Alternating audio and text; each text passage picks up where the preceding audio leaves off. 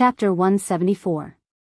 Swoosh, swoosh, streaks of heavenly fire in the form of fiery red divine dragons circled around the spirit stone, letting out a low whistling sound. Lin Muyu focused on increasing her battle chi to continuously provide energy to the weapon refining cauldron. Under the constant burning and tempering of the heavenly fire, a corner of the dragon snake spirit stone peeled off, revealing the fiery red layer of spiritual power inside. At the same time, with a long howl, the fiery red soul of the dragon snake rushed out of the spirit stone and began to attack fiercely. It extended its long tongue and opened its bloody mouth to devour Lin Muyu.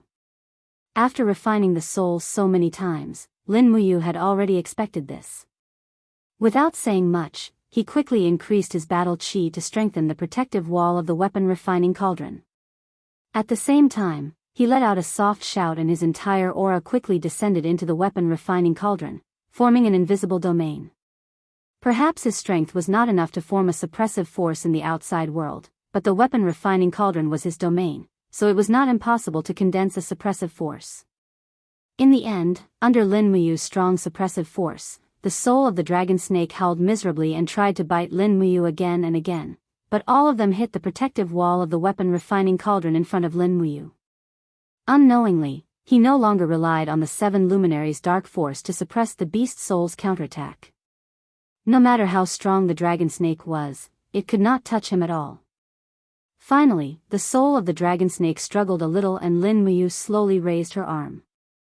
Instantly, the heavenly fire chains in the treasure cauldron formed a large hand and grabbed the body of the dragon snake. Under the tempering of the heavenly fire, the soul of the dragon snake instantly disintegrated, turning into specks of starlight that seeped into the scorching hot nine heaven spirit iron lava. Squeak, squeak, in the faint sound, the impurities in the iron lava were constantly refined and sublimated. The remaining iron lava was red and almost purple. In Ehai, Lulu quickly gave Lin Muyu a set of sword molds. After repeatedly selecting, she finally chose a set that she was more satisfied with. This was a set of sword molds that was designed with the symbol of dragon. The body of the sword was slender, but the edge of the sword was thicker and more dignified. The blade was about 1 centimeter wide, and behind it was a simple and unadorned Eastern pattern. In the center of the blade was a thin blood groove, and on both sides were engraved patterns of divine dragons. The sword hilt appeared very graceful, like the head of a real dragon, and its whiskers slowly spread out, looking very lifelike. At the end of the sword hilt was a six-pointed star pattern. In the middle of the six-pointed star was hollowed out, with a Tai Chi 8 trigrams floating above it. The spiritual power was gently flowing, but the people in this world didn't pay attention to the balance of yin and yang, so they probably didn't understand the profound meaning of the 8 trigrams. Soon, the shape of the whole sword was revealed. Lin Muyu closed her eyes and continued to use her spiritual sense to refine the details of the blade. When she was refining the burning prairie sword, she adopted the design of compound blades, with a total of 5 compound cutting layers. This way, the sword would be sharper and more durable. However, the material of this sword was rarer than the Millennium Meteoric Iron. The density was higher, and the particles were finer. Therefore, Lin Muyu spent a lot of effort and spent nearly an hour to carefully polish it. She designed a total of 10 compound cutting layers for this new sword. It could be said that this sword was also the pinnacle of Lin Muyu's current forging ability. Ow ow, this dignified and unadorned long sword was done in the blink of an eye, and the roar of a dragon snake that sounded like a real dragon came from it. What should I call it? Naturally, Lin Muyu was very satisfied with this sword. After thinking for a long time, she decided that since this sword was made of dragon snake spirit stone and 9 heaven spirit iron, she would take the common name of the two and call it dragon spirit sword. Puff, the dragon spirit sword fell into the water tank in the room, and suddenly, a burst of steam rose, directly waking up Tang Xiaoxi. She rubbed her sleepy eyes and propped herself up. She asked, "Mu, you're not asleep yet?" "Yes, there's no place to sleep." "Didn't you take the bed?" Lin Muyu turned around and saw that Tang Xiaoxi had gone to bed after bathing. She didn't wear a coat at all. At this moment, a large area of her ice skin and jade bones was exposed. In an instant, Lin Muyu felt her head heat up. She hurriedly used the spirit pulse technique to focus. Tang Xiaoxi seemed to have also noticed her appearance. She blushed and immediately burrowed back into the blanket. She took some clothes from the side and put them on one by one. Lin Muyu didn't look at her and reached out to pick up the dragon spirit sword from the bottom of the water tank. This sword was far heavier than an ordinary long sword, about 50 jin. An ordinary person wouldn't be able to swing it at all. However, Lin Muyu was already a heaven realm expert, and his arm strength was astonishing. Moreover, he had sword heart. When he forged the weapon, he had already fused with the sword soul of the dragon spirit sword. Therefore, he could lift the heavy sword as if it was light. He held the dragon spirit sword in his hand and swung it lightly. Hum, the edge of the sword brought with it a formless gust of wind, making people gasp in admiration. This sword was something Lin Muyu had never seen before, be it in appearance or sharpness. Because Tang Xiaoxi was there, Lulu didn't fly out. She only looked at the sea and said with a smile, "Congratulations, big brother, for obtaining another peerless godly weapon. According to this world's weapon classification, this dragon spirit sword is a 4th rank saint grade." 4th rank saint grade? Lin Muyu was secretly delighted. Is it even sharper than the Emperor's Desolation Sword? Of course. The Desolation Sword is 6th rank saint grade, while the Dragon Spirit Sword is 4th rank saint grade. It's 2 ranks higher.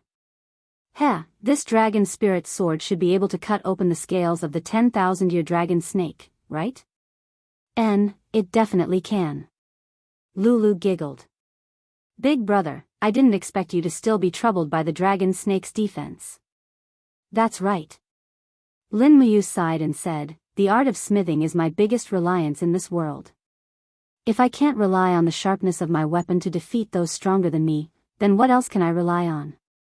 If my burning prairie sword could pierce through the dragon snake scales, I'm afraid Xiao Yin and big brother Feng Jixing wouldn't have encountered such danger. Lulu smiled slightly. Big brother, you don't have to blame yourself. Your performance was already very perfect. If you performed a little better, it would inevitably arouse suspicion. You're right. Lin Muyu waved the dragon spirit sword and cut a piece of black cloth from the curtain at the side to wrap the newly forged sword. However, at this moment, someone grabbed his arm. It was Tang Xiaoxi. Is this the work you've been working on all night? Tang Xiaoxi smiled sweetly. Yes. Lin Muyu pulled off the black cloth and showed the dragon spirit sword to Tang Xiaoxi without reservation. He asked with a smile, Xiaoxi, is my smithing skills worthy of the title of Grand Master? Of course. Tang Xiaoxi giggled. Mu is the best. This sword, what grade is it? About the 4th rank of saint grade. What? A saint grade weapon? This time, Tang Xiaoxi's mouth was wide open. She looked at him and said, did I hear it wrong? There are only a few saint-grade weapons in the entire Lanyan city. The Emperor's Desolation Sword is rumored to be the strongest weapon in the capital, but your sword is stronger than it? Of course it's stronger. Lin Muyu grinned and said, Xiaoxi, you have to keep this a secret. If people know that I'm a grandmaster of smithing, I'm afraid that the door will be broken. Yes. Tang Xiaoxi smiled faintly. If people really know, I'm afraid that His Majesty the Emperor, Duke Kanglan, Duke Muyun, and even King Jinan and Lingnan will send people to invite you to join their families. After all, a person who can forge a saint-grade weapon is rare in the world. Moreover, Mu, the shape of your sword is a bit strange. I'm afraid it won't fit well with a normal scabbard. When you ask someone to forge the scabbard for you, don't take the sword with you. Just draw a drawing directly. Well, Xiaoxi is really thoughtful. I understand. When are you going to forge the scabbard? I'll go with you. I'll also ask you to accompany me for a stroll in Lanyan City. In the afternoon. Okay. In the afternoon, Lanyan City was very quiet, but from time to time, there were people galloping on horses. Their destination was the Chamber of Commerce of the imperial capital. It seemed that the 100 bottles of Dream of the Zenith would be auctioned this afternoon. Needless to say, it must be unprecedentedly lively. All the noble childs would not miss the legendary treasure of Dream of the Zenith. Lin Muyu had no intention of watching the grand auction, so he went to the blacksmith shop with Tang Xiaoxi. Due to Tang Xiaoxi's repeated insistence, the scabbard of the dragon spirit sword was forged by Tang Xiaoxi. Scabbards were generally made of wood and metal, so Lin Muyu couldn't do it himself. He was good at forging, but he was not a carpenter. The shopkeeper looked at Tang Xiaoxi and Lin Muyu with a fat face and said with a smile, "Generally, the wood used in scabbard is divided into several grades. The higher the grade, the stronger and more durable it is. Miss, look, this is mahogany, and the casting cost is only 1 gold kin coin. This is rosewood, and the casting cost is 3 gold kin coins. As for this black spirit wood, it's even more expensive, costing 10 gold kin coins. Of course, the most expensive and also the best is this red gold wood. The wood is very light, but very strong. Let's use the red gold wood." Tang Xiaoxi smiled and said, "The accessories for the scabbard can be made of red gold. How much do you think this scabbard will cost?" "A total of, about 120 gold kin coins." "Got it." Tang Xiaoxi took out a diamond coin and said with a smile, "Make it as exquisite as you can. Money is not a problem." The shopkeeper's face was glowing. "All right, I will definitely not disappoint Miss and your boyfriend." "Ah." Tang Xiaoxi was stunned, and her face instantly turned red. She wanted to say that Lin Muyu wasn't her boyfriend, but on second thought, there was nothing wrong with that, so she shyly acquiesced. Lin Muyu coughed and didn't say anything else. In any case, Tang Xiaoxi was obedient and treated her well. If she really had a girlfriend like her, it would be a gift from the heavens. However, Duke of Zhonglan might not think that way. After all, Tang Xiaoxi was a princess, so it was impossible for her to marry a mid-ranked general like her.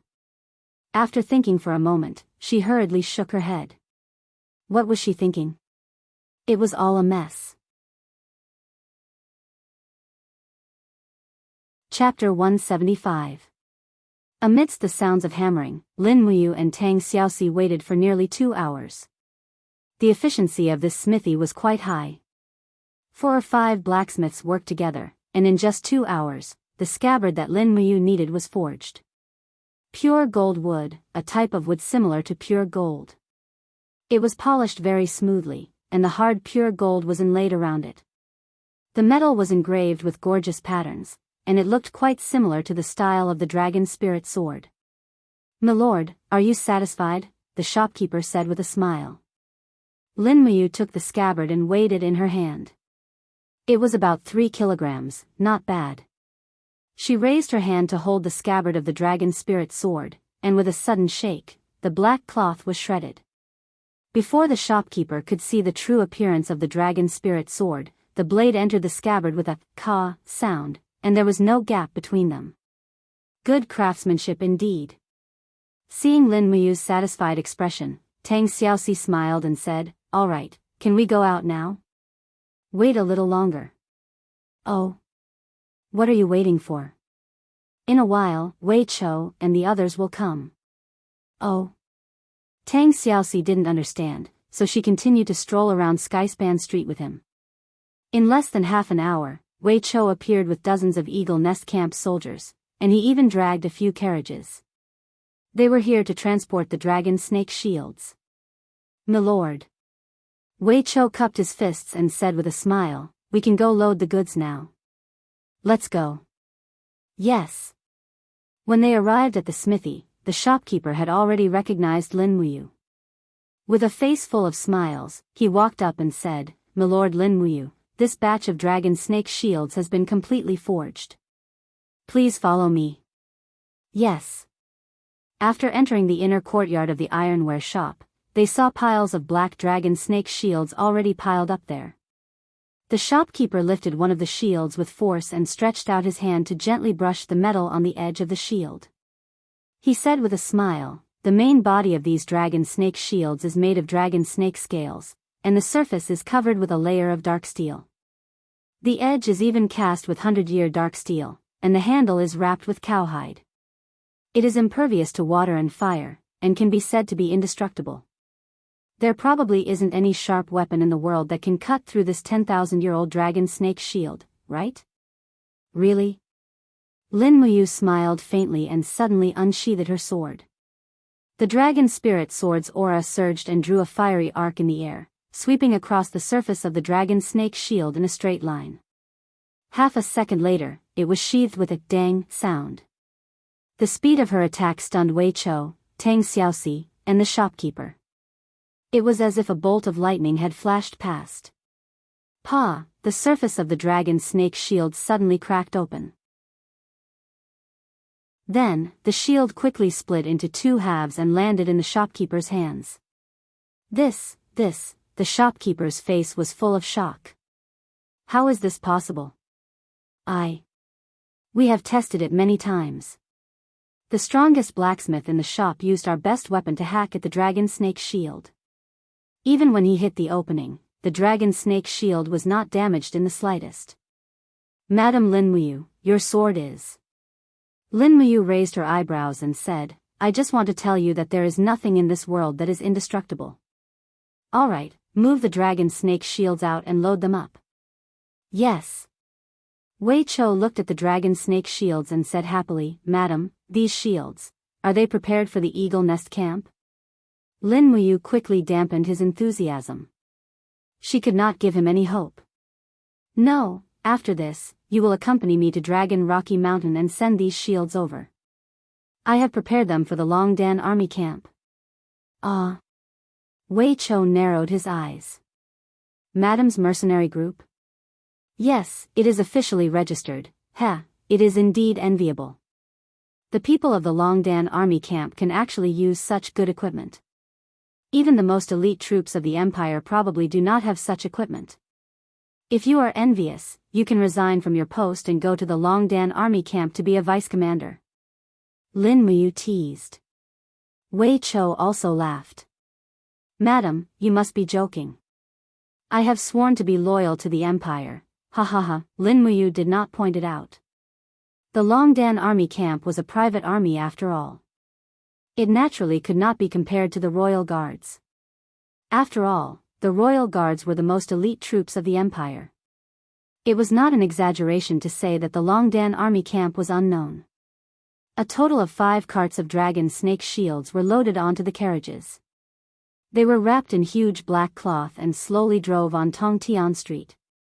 When they passed by the Duke of Seven Seas mansion, Tang Xiaoxi had no choice but to go home. She pouted and angrily said goodbye to Lin Muyu. She also made an appointment to meet again. In reality, there was no time, but Lin Muyu promised to go to the Duke's mansion to find her when she was free. He continued to lead the caravan forward, and not long after, the sound of weeping could be heard from the front. A group of young women dressed in rags appeared on the street, and they were guarded by Imperial Army soldiers wielding weapons. It was obvious who they were, camp concubines. They passed by the carts. Among them was a girl who looked to be at most 15 years old. Her face was full of dirt, but it could not hide her beauty under her messy hair. Her arms and legs were full of whip marks. It was obvious that she had been whipped. Lin Muyu rode on a horse and looked down at her. The girl actually turned her head and looked up at Lin Muyu. Their eyes met. The girl moved her lips but did not say anything. Wait. Lin Muyu's cry immediately made Wei Chou confused.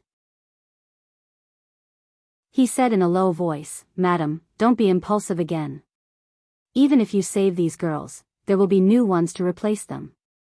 Don't be impulsive. You don't want to be exiled to Tongtian Tower again, do you? Of course not. Lin Muyu smiled and turned her horse around. She looked at the girl and asked, Where are you from? The girl's face was full of fear. Tongtian Province. Why did you come to Lanyan City? Lin Muyu tried her best to maintain a sunny smile so that she would not be so nervous. The girl's lips moved again, and her eyes were full of fear. She knew that the person in front of her was a senior officer. If she spoke carelessly, she might meet a more tragic fate. She lowered her head and said in a voice as soft as a mosquito, "My parents were killed by mercenaries. I was sold here by mercenaries." I know. Lin Muyu sat on her horse, feeling a little hesitant. At this moment, the centurion who was in charge of leading the troops said politely, "Madam Lin Muyu, these 40 girls are new recruits. We are just doing our job. We hope that Madam Lin Muyu will not make things difficult for us. After all, we are just following orders." "Yes, I know." Lin Muyu asked, "Madam, how many girls are there in the nurturing hall who have been sold and bought against their will?" The centurion looked worried. "There are about 50 of them." "Madam, what do you mean?" "I know." Lin Muyu nodded and smiled. "You don't have to worry. Bring these girls into the nurturing hall, but don't let anyone touch them. Wait for me for an hour. Is that all right? Just treat it as giving me some face." The centurion cupped his fists and smiled. "Madam, you must be joking. This is what I should do." "Yes, all right." As he watched the group of girls enter the nurturing hall, Wei Chou looked confused. "Madam, what are you trying to do?" Lin Muyu laughed self-deprecatingly. "In the past, I always thought that I was great and could change everything. I thought that I couldn't tolerate even a speck of dust in my eyes. Now, I truly understand the true meaning of the saying, change what you can change, and endure what you can't change. Perhaps this nurturing hall is something that I can't change with my power, but I can still change something." "Wei Chou, where is the largest place in Lanyan City to drink and drink with prostitutes?" Wei Chou was stunned. "This. Madam, Wei Chou is a commoner, and most of his salary is sent back home for retirement. How can I have extra Jin coins to drink and drink with prostitutes? However, I know of a place called the Smile of Beauty's Alley. There are many restaurants there, and they are all places to drink and have guests stay overnight. Bring me there immediately. The rest of you, escort the dragon snake shield back to Eagle Nest Mountain and wait for my orders." "Yes." The two of them spurred on their horses, and not long after, they entered a small alley filled with women. There were brightly colored door signs all around, giving off a sense of déjà vu in the lovely spring brothel. Lin Muyu couldn't help but laugh inwardly. She and Wei Chou were both young and handsome imperial guards, and they were wearing bright armor at the moment. They quickly became the targets of the brothel keepers. Not far away, a brothel keeper with a mole on her chin quickly came forward. She wasn't afraid of strangers and reached out to grab Lin Muyu's reins. She giggled and said, "Oh, madam, you haven't been here for a long time?" Wei Chou couldn't help but laugh.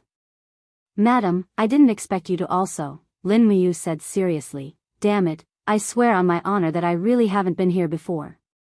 This is just their professional term." "Is that so?" Wei Chou looked like he didn't believe her. Lin Muyu flipped over and got off the horse. The brothel keeper immediately came up to him and held his hand. She said intimately, "Madam, do you know any girls here? If you want them, just tell me. There's no need to be polite or shy." "Yes." Lin Muyu deliberately propped up his arm and slowly pushed the brothel keeper away.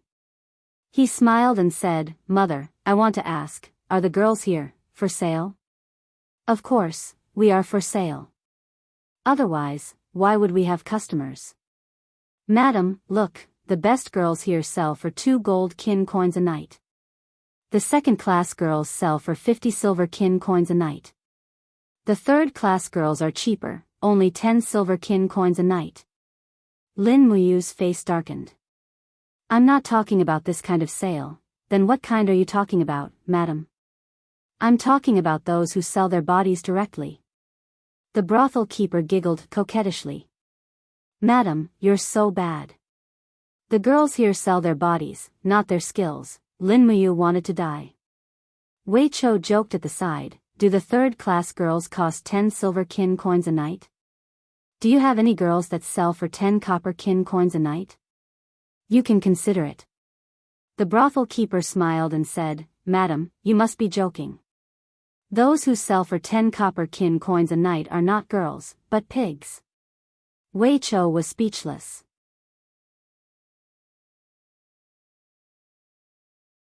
Chapter 176. Be serious, be serious. Lin Muyu glared at Wei Cho. At the same time, she forced herself to be more serious. She said to the brothel keeper, Mother, I just want to ask, do you have the kind where I can directly buy a contract to sell her? The brothel keeper was stunned. Our ladies are all talented and skilled. If you want to buy one directly, it will be very expensive. What do you intend to do, my lord? What kind do you want? Lin Muyu took a deep breath and said, Don't worry about what I want to do with them. I want the kind that is happy to do things, understand? The brothel keeper laughed. My lord, you want the kind that is passionate and hospitable? Yes, you can say that. Lin Muyu's scalp was already numb. Wei Cho was gloating at the side. The brothel keeper had already realized that a big business was coming. She said, I have a total of 127 ladies in this restaurant. Do you want to call all of them down for my lord to choose? Sure. Okay. The brothel keeper immediately raised her hands and shouted, Ladies upstairs and downstairs, hurry up and receive the guests. Soon, a large group of prostitutes gathered in the lobby. Wei Chao's eyes were glued to them. Lin Muyu was born in a business family. Her father had brought her out to socialize many times since she was an adult. She had also been to these brothels many times, so she had strong self-control. She had never eaten pork before, but she had seen pigs run. The brothel keeper secretly lifted her already sagging breasts and asked with a smile, My lord, the contracts of the ladies here are basically between 300 and 500 Jin coins. How many do you want to buy? 50, Lin Muyu said indifferently. Can you give me a discount, 50? The brothel keeper opened her mouth and said with a smile, that many. My lord, you are really generous. If you buy 50, you can get one a day for 2 months. There won't be any duplicates. Lin Muyu glared at her. Shut up. I'm only asking you, how much does one cost if I buy 50? How about 350 Jin coins? However, these 350 Jin coins are all for me. Whether the girls want to go with you or not is up to them. I love them very much. All right. Lin Muyu nodded. She looked at the group of prostitutes and said, I won't hide it from you all. I'm buying you all because the foster hall is lacking a batch of female prostitutes. After you all leave with me, you might have to serve those soldiers. However, I won't let you all suffer any losses. As long as I buy you, I can give mother 350 Jin coins for the money. At the same time, I will also give you 350 Jin coins. If you are willing, come over. The brothel keeper was dumbfounded. Sir is really generous. Ladies, you might not be able to earn that much in your lifetime. Hurry up. Instantly, many women had already stepped forward. Their faces were filled with numbness and hypocritical smiles. Lin Muyu naturally knew that they were willing to do anything for money. That was good too, it was a consensual relationship. Not long after, the 50 prostitutes had been selected.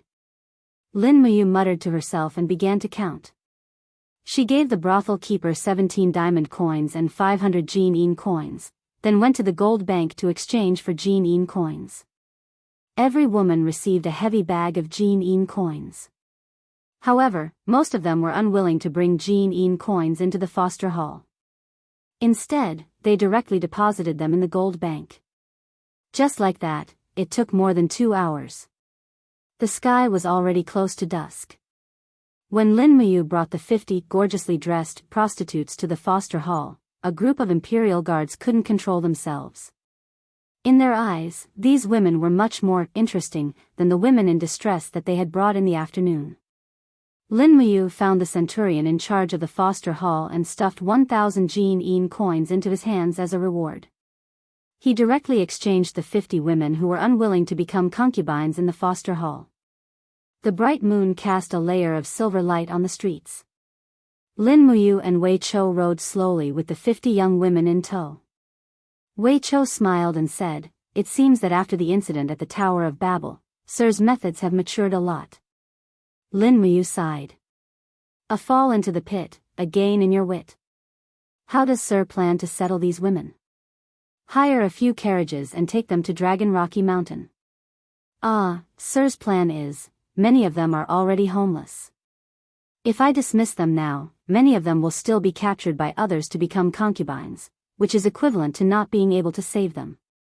Therefore, I plan to build a village at the foot of Dragon Rocky Mountain and settle these homeless women down. I will let them learn how to farm, weave, and be self-sufficient. At the same time, I can use them to attract able-bodied men to marry, so that they can live well. Sir is wise." Wei Chou's eyes were full of respect. At night, 50 Eagle Nest Camp soldiers were sent to protect 500 shields and 50 young women to Dragon Rocky Mountain. Lin Muyu personally escorted them. Although Lanyan City was the imperial capital, dragon-seeking forest was still not safe. The security was extremely poor, especially at night, when bandits and mercenaries were most active. At midnight, they finally arrived at their destination.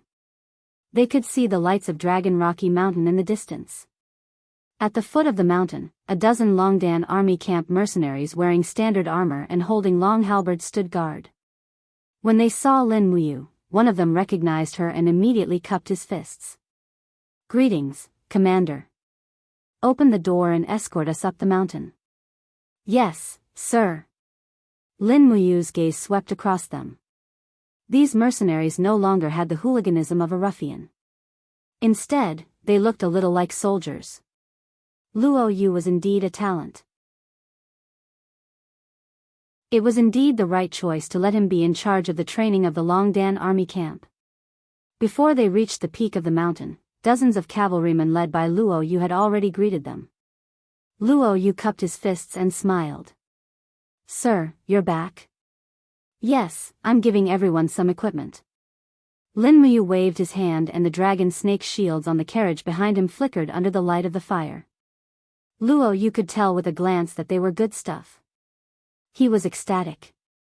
"This is great, it's like sending charcoal in snowy weather. When we attacked the bandit camp yesterday, many of us were shot and injured. Today, Sir has sent us sturdy shields. This is great. Let's go." "Yes." Luo Yu turned his horse around and rode alongside Lin Muyu. Looking at the many girls behind him, he frowned and said, "Sir, these girls, are they going to be maids up the mountain?" "No, there are no maids in the Longdan army camp." Lin Muyu shook his head and said, "From tomorrow onwards, after training, we will lead everyone to the foot of the mountain to cut down trees and build houses. Within a month, we will build a village under our protection." "Is there a problem?" Luo Yu was startled. "As long as we have money, there is no problem." Then let's do it." "Oh right, how is the development of the mercenary group recently?" Luo Yu's face was filled with joy as he said, "Sir, in these 4 days, the Longdan army camp has swept through a total of 3 small mountain strongholds and 2 wandering mercenary groups with less than 200 people. This subordinate has selected talents from the captives and recruited them into the Longdan army camp. Now, we have 274 people." "Good." Lin Muyu faintly smiled. "In terms of funds, is there enough?" "It's a bit not enough, it's fine." Lin Muyu took out 100 diamond coins from her cosmos sack and said with a smile, "Here's 100,000 Jin coins. Don't spend too sparingly." Luo Yu nodded. "Yes, sir. Do your best to recruit people, the more the better. You might as well break the previous selection criteria. Some of the more courageous and upright people can be recruited into the Longdan army camp even if they haven't reached the 2nd level of the human realm." "Yes, this subordinate understands." That night, they rested in the Longdan army camp. The next morning, Lin Muyu sent Wei Chou to lead 50 Eagle Nest Camp soldiers back to the camp. He would stay in the Dragon Rocky Mountain for a few days. After all, he was the highest authority here, so he had to get used to the people in the Longdan army camp. As for the group of girls, they had all settled down and were just waiting for the village at the foot of the mountain to be developed. Early in the morning, he sent 20 people to the nearby cities to hire carpenters and architects. Then, he unfolded a map of the dragon-seeking forest on the table. There were many red dots marked on it. Luo Yu frowned and said, "Currently, there are two forces that pose the greatest threat to us. One of them is the Flame Wolves mercenary group, and the other is the bandits of the Purple Chelan Mountain." Flame Wolves mercenary group? Yes. Luo Yu said, "The members of the Flame Wolves mercenary group are all wandering mercenaries. They make a living by robbing, killing, and robbing. They often cause trouble to the villages within the territory of the Cloud County. Regarding this, the government of the Cloud County can't do anything. The Flame Wolves mercenary group has gathered almost 3,000 mercenaries and is very powerful. However, the total number of troops stationed in the Cloud County city does not exceed 2,000. Good Lord. Lin Muyu held the hilt of the dragon spirit sword and said, 3,000 mercenaries is indeed a lot. It's about 10 times the number of us. If we really fight, our chances of winning are not high." Luo Yu smiled and nodded. "Yes, that's why I haven't dared to make a move. However, rumor has it that the leader of the Flame Wolves mercenary group, Fengxi, is already eyeing our Dragon Rocky Mountain. It's said that he is determined to get us. In the next 2 days, the Flame Wolves mercenary group will definitely attack Dragon Rocky Mountain." "That's great," a cold light flashed in Lin Muyu's eyes. "Then I'll stay on Dragon Rocky Mountain for the next few days and deal with this Fengxi." After that, Lin Muyu gave her original sword, the Burning Prairie Sword, to Luo Yu. With Luo Yu's strength, she was worthy of this mysterious rank treasure sword. Of course, Lin Muyu's Dragon Spirit Sword was even sharper. Any weapon below the mysterious rank would not be able to clash head-on with the Dragon Spirit Sword. Otherwise, the sword would break and the person would die. This was the strength of a saint-rank weapon. After nightfall, the cold wind blew. Lin Muyu sat peacefully in the leader's room, cultivating the Forging Dragon Bone Remnant Scroll and the Spirit Pulse technique. As his strength and soul continued to increase, his thirst for power grew. Without enough power, he would not be able to stand in this world, not to mention changing anything. Knock, knock, knock, a knocking sound came from the door. Luo Yu said, "Sir, I just received a letter from Luo Yu. The Flame Wolves mercenary group's 1,500 men have already left their encampment and are heading straight for us. They will arrive at Dragon Rocky Mountain around midnight." "Good." Lin Muyu sat up and said, "Arrange for the ambush." "Yes."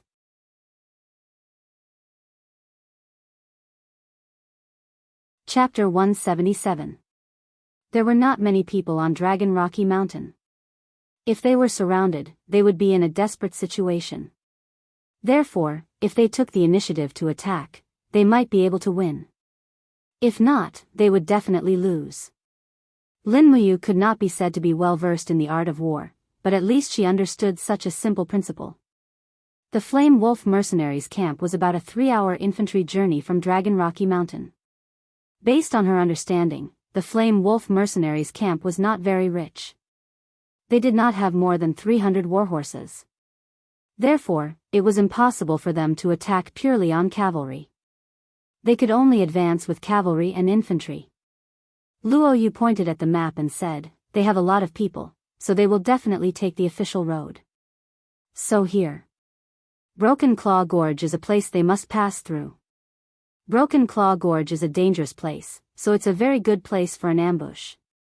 Lin Muyu held a cup of fragrant tea to warm herself and said with a smile, "Then choose Broken Claw Gorge for an ambush. Bring more flags and bows. Try to defeat these 1,500 people with the least amount of casualties." "Okay." Not long after, Dragon Rocky Mountain was brightly lit. Lin Muyu was a rich man in Lanyan City, so the Longdan army camp did not lack money. All of them were cavalry, and each of them carried bows, spears, and swords. They could attack from afar, on horseback, or on the ground. This was also the greatest characteristic of the Longdan army camp. Their individual combat abilities were very strong. Moreover, there were 2 Heaven State warriors, Lin Muyu and Luo Yu, leading them. This made them even more unstoppable. Only 70 people were left to guard the mountain. The other 200 people got on their horses and went down the mountain under Luo Yu's orders. The cold wind blew on her skin, and it hurt like knives. Lin Muyu lifted the cloak of the temple battle robe to cover her face. She allowed the warhorse to move forward with the team, but she had a different feeling in her heart. The people around her obeyed her orders, and this was the army she truly controlled. This was the first time she personally led an attack, and she could only win. In less than 2 hours, they arrived at Broken Claw Gorge. As the city's name suggested, Broken Claw Gorge was like a sharp claw protruding from the ground. The cliffs were very rugged and steep. Luo Yu and the others stopped and surrounded Lin Muyu, waiting for specific orders.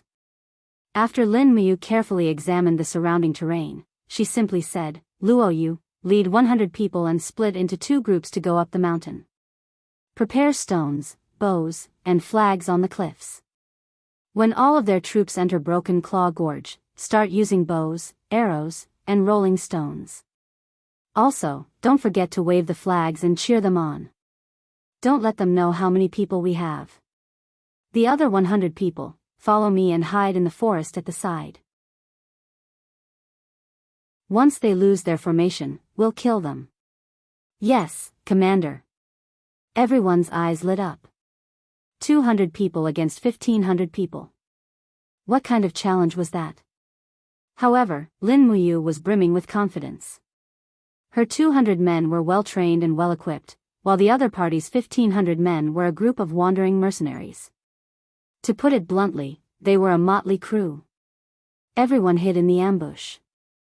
The cold wind whistled in the air like the angry wailing of ghosts, covering all movements.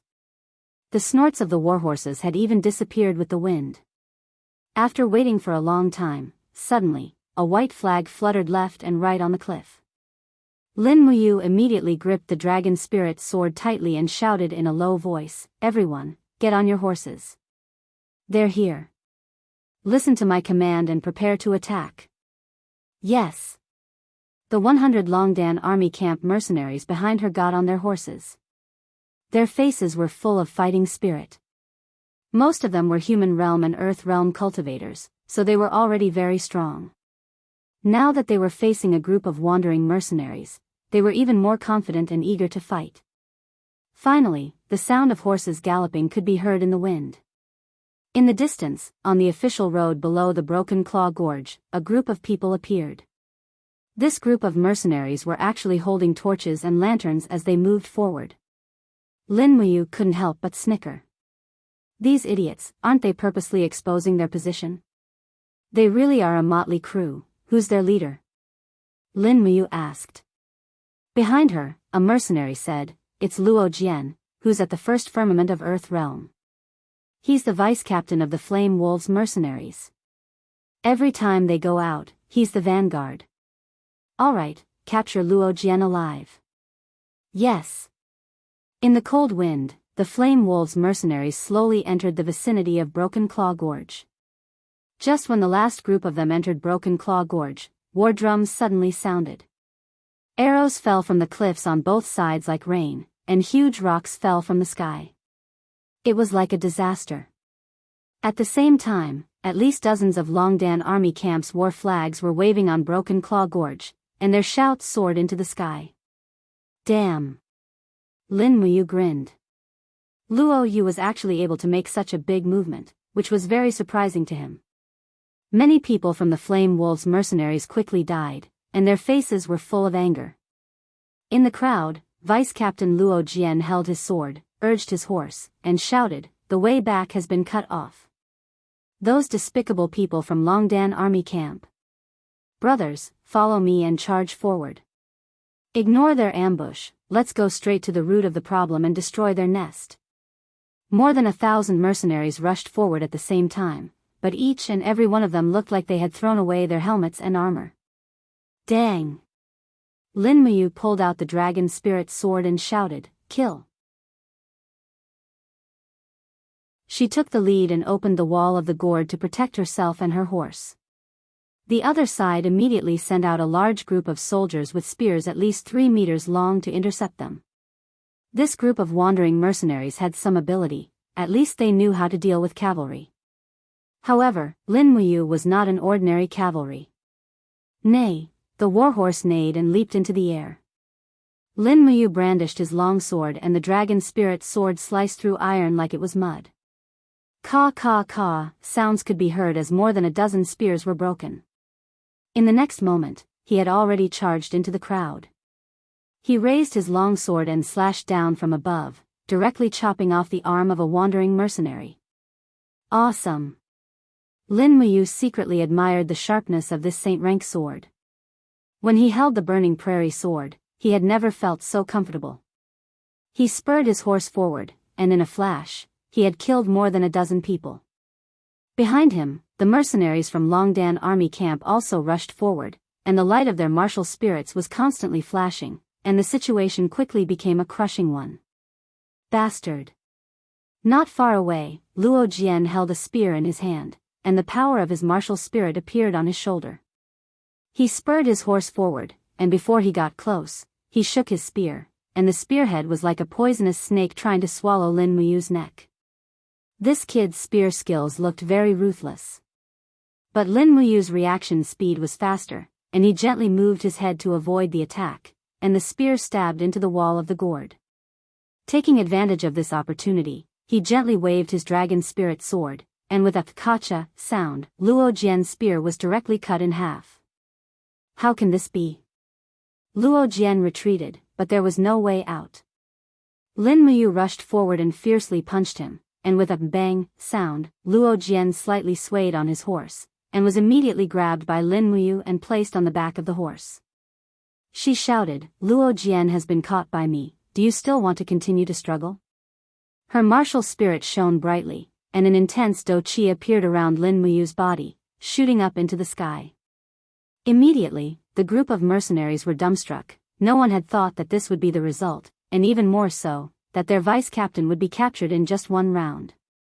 Luo Yu had already rushed down from the cliff with the burning prairie sword in hand, and loudly shouted, "Those who put down their weapons will be spared from death, dang." Dang, spears and swords fell to the ground. Sure enough, they were just a motley crew. The Longdan army camp had only suffered a very small loss, but they had managed to capture almost all of the 1,200+ people. Lin Muyu put Luo Jian down from his horse, and Luo Jian's face was full of shame, and he said, "My skills are not as good as yours. If you want to kill me, then kill me." "Who wants to kill you?" Lin Muyu glanced at him, and said, "Luo Jian, are you willing to surrender and join the Longdan army camp? Don't humiliate me. If you want to kill me, then kill me." Luo Jian's eyes burned. Lin Muyu couldn't help but laugh, and said word by word, "Are you trying to express your moral integrity to me? Tell me, your flame wolf mercenary group burned, killed, and plundered, provoking the wrath of the heavens and the resentment of the people. You indiscriminately killed the innocent, and used your strength to bully the weak. What qualifications do you scum have to talk about moral integrity with me? Right now, I'll give you a chance to turn over a new leaf, and become a mercenary that doesn't let down your conscience.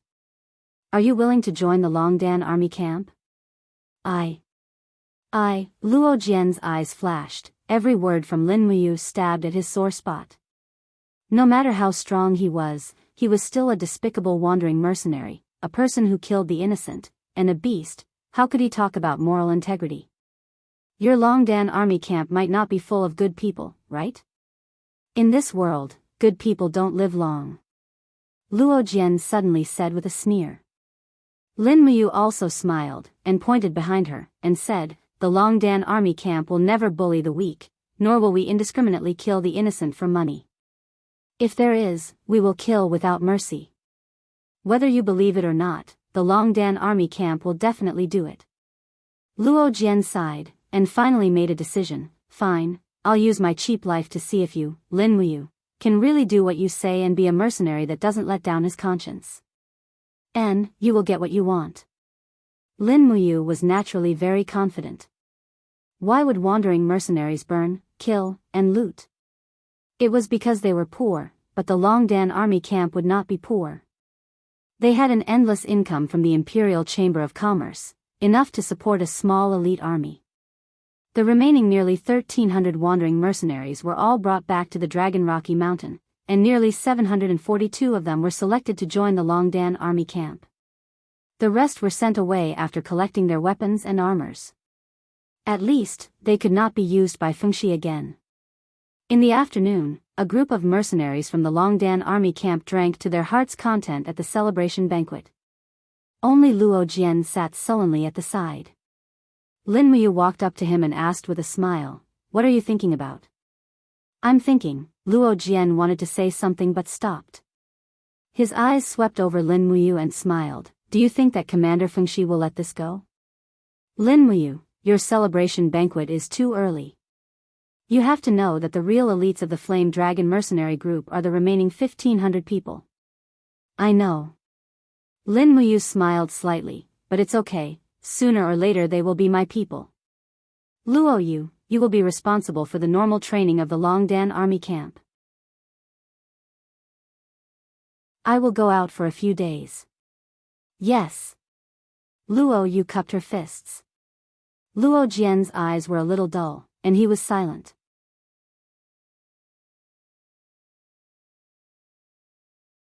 Chapter 178.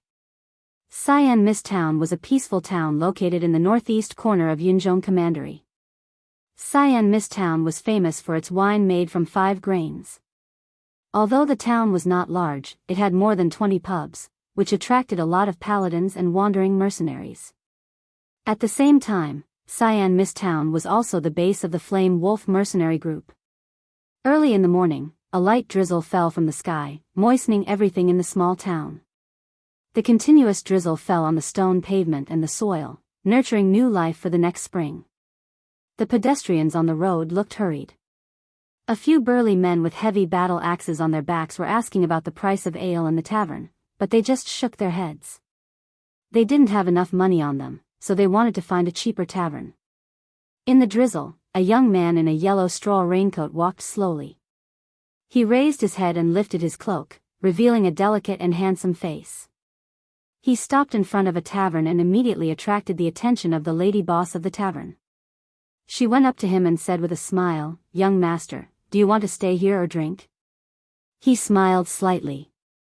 It was a very beautiful smile, but also a little immature, and said, "I want to ask, where is the headquarters of the Flame Wolf mercenary group?"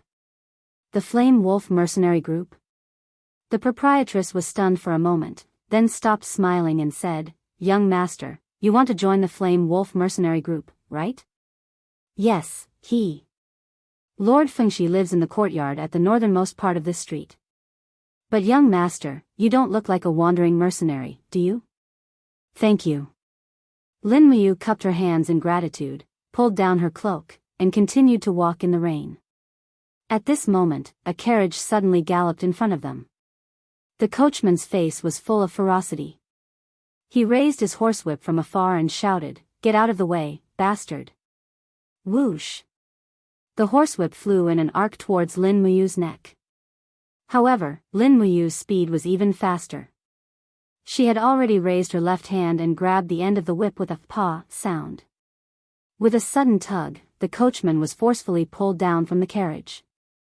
It was too dangerous for a coachman to dare to drive a horse so recklessly in a small town. Bang! The coachman fell to the ground and fell flat on his face. His face was covered in mud and water. He hurriedly climbed up and cursed, "Bastard, how dare you be so impudent! Brothers, get off the carriage and chop him up." Immediately, several strong men jumped out of the carriage, carrying broadaxes and long swords. Each one of them had a fierce expression on their faces, and one of them even summoned his martial spirit. It was a mad wolf martial spirit, roughly 7th or 8th grade. Raising his battle axe, he chopped down on Tang Wulin's head, and angrily cursed, "Dare to block this elder's path, courting death." The battle axe was coming at a rapid speed, but Lin Muyu didn't dodge. With a light shout, the indigo gourd walls were released, and with a pang sound, the big man was sent flying along with the battle axe. On the other side, a mercenary suddenly thrust his long sword at Lin Muyu's chest, but he didn't think that Lin Muyu's movements would be faster. She dodged the attack, and with a sweep of her right hand, the hilt of her long sword heavily struck the mercenary's chest. Bang! The mercenary let out a muffled groan, and retreated a few steps, gasping for breath. Lin Muyu lifted a corner of her cloak, revealing a pair of frightening eyes, and indifferently said, "Don't provoke me, or else I can't guarantee that I won't be able to hold back next time." The few mercenaries were dumbstruck as they watched Lin Muyu's martial spirit gradually dissipate. None of them dared to say a word, and could only stare blankly as Lin Muyu turned around and left. At this time, at the corner of the street, a monkey-like man saw this scene, and hastily jumped onto his horse, and madly galloped towards the end of the street. He dismounted in front of a house with a green gate, and quickly rushed into the main hall, and loudly said, "Captain, not good, Lin Muyu is here." In the hall, a young martial artist around 30 years old, wearing light armor, was sipping tea, and frowning, he said, "Wang Ho, you're still not calm. How could Lin Muyu dare to come to our Flame Wolf mercenaries' territory alone? But I really saw him, and his martial spirit is a green gourd." "Green gourd?" Fengshi raised his head to look at him, and said with a smile, "Green gourd martial spirit of the 10th grade. There are countless people in Lanyan City who have a green gourd martial spirit, if not 10,000, there are at least 8,000 people who have a green gourd martial spirit. How can you determine that he is Lin Muyu with just a green gourd martial spirit?" Monkey Wang's face was pale. He gasped for breath and said, "But, his green gourd is an indigo gourd. Moreover, it is infused with Do Qi instead of Jin Qi. I can see it clearly. He is coming towards us." "What?" Fengshi finally could not sit still any longer. He stood up and bellowed, "Men, gather the troops immediately and get the archers ready. Also, place 300 executioners on both sides of the hall. I want to see what this Lin Muyu is trying to do by sending himself to our doorstep." "Yes." The green door was covered with dried moss, dong dong dong, rhythmically knocked on the door, and a mercenary carefully stepped forward to open the door. The moment he opened the door, he took a few steps back, his face was full of vigilance. Outside the door, Lin Muyu shook off the rain on her body, revealing the dignified temple armor under the straw raincoat. The white robe on her back made the mercenaries feel a chill in their hearts, as if the armor was bestowed with some kind of terrible power, making them tremble. "Is Captain Fengshi at home?" Lin Muyu faced the group of mercenaries who pointed their spears at her, and said with a smile, "Is this how the Flame Wolves mercenaries treat their guests?" At this time, Fengshi's voice came from the hall, "All of you stand down." It's Master Lin Muyu. I didn't know you came from afar. Please forgive me for not welcoming you. Master, please come into the hall for a chat." "Many thanks." Lin Muyu's gaze swept across the surrounding group of mercenaries, and just like that, she stepped into the core of the Flame Wolves mercenaries' encampment. Using the spirit pulse technique, she could sense at least 500 people surrounding the area, and there were even archers lying in ambush behind the surrounding walls. There were even a few young archers who had already poked their longbows out of the wall and pointed them at her. With a slight smile, Lin Muyu sat down without hesitation. Fengshi's face was cloudy, and he asked, "Master Lin Muyu, may I know why you've come this time?" "To lobby you." "Lobby me for what?" Fengshi was stunned. "To lobby you to give up your position as captain, and bring your people to join the Longdan army camp." Lin Muyu smiled slightly. "What?" Fengshi's eyebrows raised, and he said angrily, "Lin Muyu, do you think my Flame Wolves mercenaries have no people? If you come here alone, do you believe that I won't turn you into minced meat in minutes?" I do. Lin Muyu smiled and cupped her hands, saying, "I ask Master Fengshi to spare my life, and let me finish what I have to say first, then it won't be too late to turn me into minced meat." Fengshi held back his anger and said, "Fine, tell me, my Flame Wolves mercenaries still have at least 2,000 elites, why should we be at your mercy? If you can't give me a reason that can convince me, then don't even think of walking out of here alive today." Fine. Lin Muyu said lightly. The empire is divided into 12 provinces, and Lanyan City is located in the North Ridge province, so the mercenary world in the North Ridge province is the most prosperous. The total number of mercenary bands in the North Ridge province is uncountable, but there are 8 big mercenary bands. The first-ranked North Ridge mercenary group has over 10,000 soldiers, and the second-ranked Sacred Flame mercenary group also has 9,000 men. In the Cloud Central Commandery, besides you and me, there is another powerful mercenary band, the Flame Dragon mercenary group. They have a total of 7,500 men, over 2,000 warhorses, and are well equipped. They have long been eyeing your Flame Wolves mercenary group. Don't you feel uneasy, Captain Fengshi? Fengshi took a deep breath, and his expression was very ugly. Lin Muyu's few words seemed to have pierced his vitals, leaving him powerless to refute. The Flame Dragon mercenary group is but a plate of loose sand, nothing to fear. He snorted coldly, and then said, Master Lin Muyu is so calm and composed. Do you think that after the Flame Wolves mercenary group is destroyed, the Flame Dragon mercenary group will let go of your Longdan army camp? They won't. Lin Muyu shook her head and said with a smile, Therefore, divided we are weak, united we are strong. This is the reason why I came today. Oh.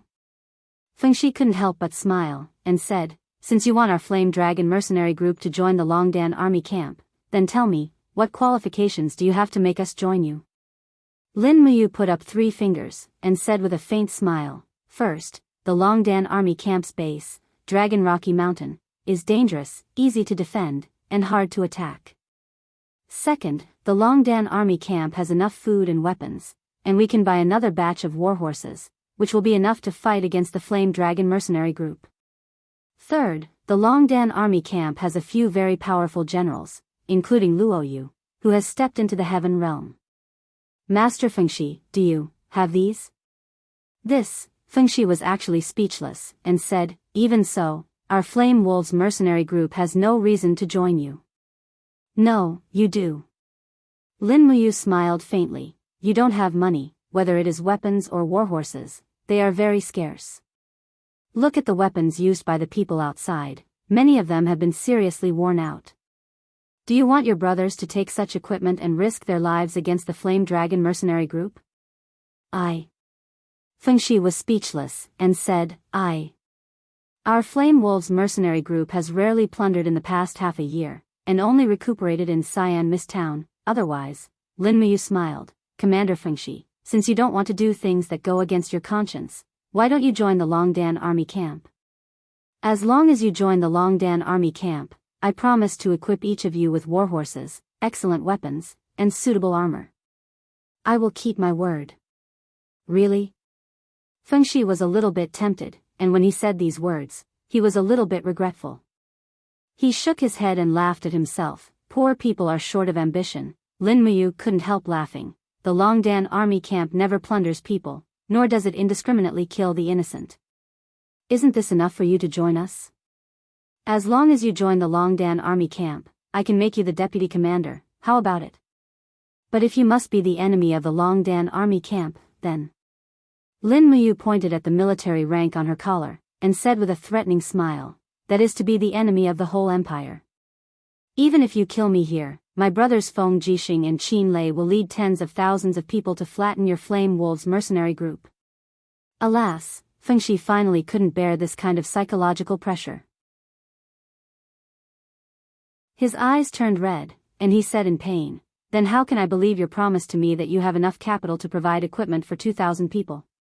Lin Muyu reached into her Qinquan bag, took out a handful of diamond coins, and sprinkled them on the table. Is this proof enough? Fengshi was shocked, and the mercenaries at the side were also surprised. They were actually of civilian origin, and after becoming mercenaries, they earned a lot of money, but it was only in gold coins. They rarely saw diamond coins. Alright, when do we set off for Dragon Rocky Mountain? Let's do it today. It's better to leave earlier than later. Okay. Fengshi's eyes revealed a trace of coldness. Then how can you be sure that I won't play tricks, take the opportunity to take down Dragon Rocky Mountain, and replaced the Longdan army camp. Lin Muyu smiled faintly, and slowly opened the 5 fingers of her right hand. A small indigo gourd slowly rose from her palm, and the mighty fighting energy turned into light purple 7 luminaries profound energy. For a moment, a strong wind raged, blowing the surrounding people back. His eyes were indifferent, and he said with a smile, "Because I can easily kill you, so why should I worry?"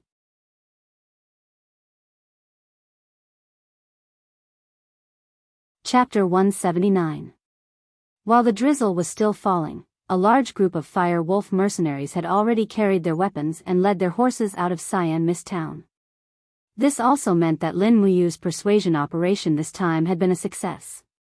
Simply by explaining the pros and cons of the situation, Lin Muyu had taken down the remaining 2,000 people of Wind Creek Town without shedding any blood.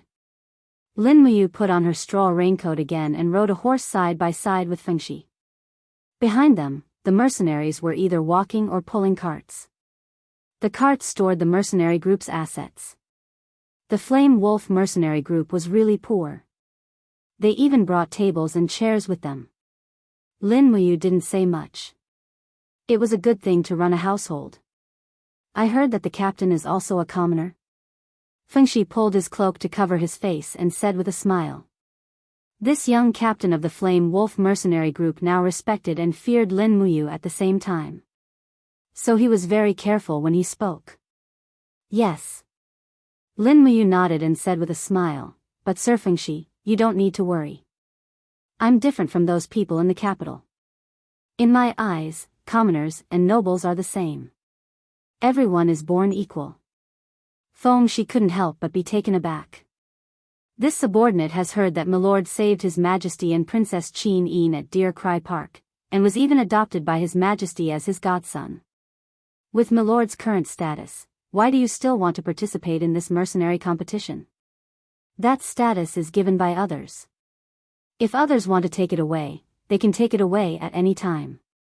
Lin Muyu shook her arm, sprinkling the rain on the mountain road. Fengxi smiled. "Sir, can our Longdan army camp really be honorable and fair?" Lin Muyu turned to look at him with a frightening light in her eyes. She said with certainty, "You have to ask yourself. Fengxi, if you have the word chivalry in your heart, our Longdan army camp will certainly be different. If every mercenary has the word chivalry in their heart, Longdan army camp will naturally not be reduced to those mercenary groups that kill innocent people." "Yes." Fengxi nodded heavily, his eyes shining. "Sir, I understand. Help me pick out those bloodthirsty mercenaries from the Flame Wolves mercenary group who kill for pleasure. Give them gold coins when we return to Dragon Rocky Mountain and let them make a living on their own. The Longdan army camp doesn't need anyone who has killed innocent people." "Yes, this subordinate will do as you say." They arrived at Dragon Rocky Mountain at noon. Luo Yu had already received the news and led a group of people down the mountain to welcome them. Fengxi led everyone up the mountain with a dignified demeanor. His gaze landed on Luo Jian and he couldn't help but sneer. Vice Commander Luo Jian seems to be enjoying himself. "Have you already put on the Longdan army camp's badge?" Luo Jian's face turned pale. "Leader, I was also forced to do this, really?"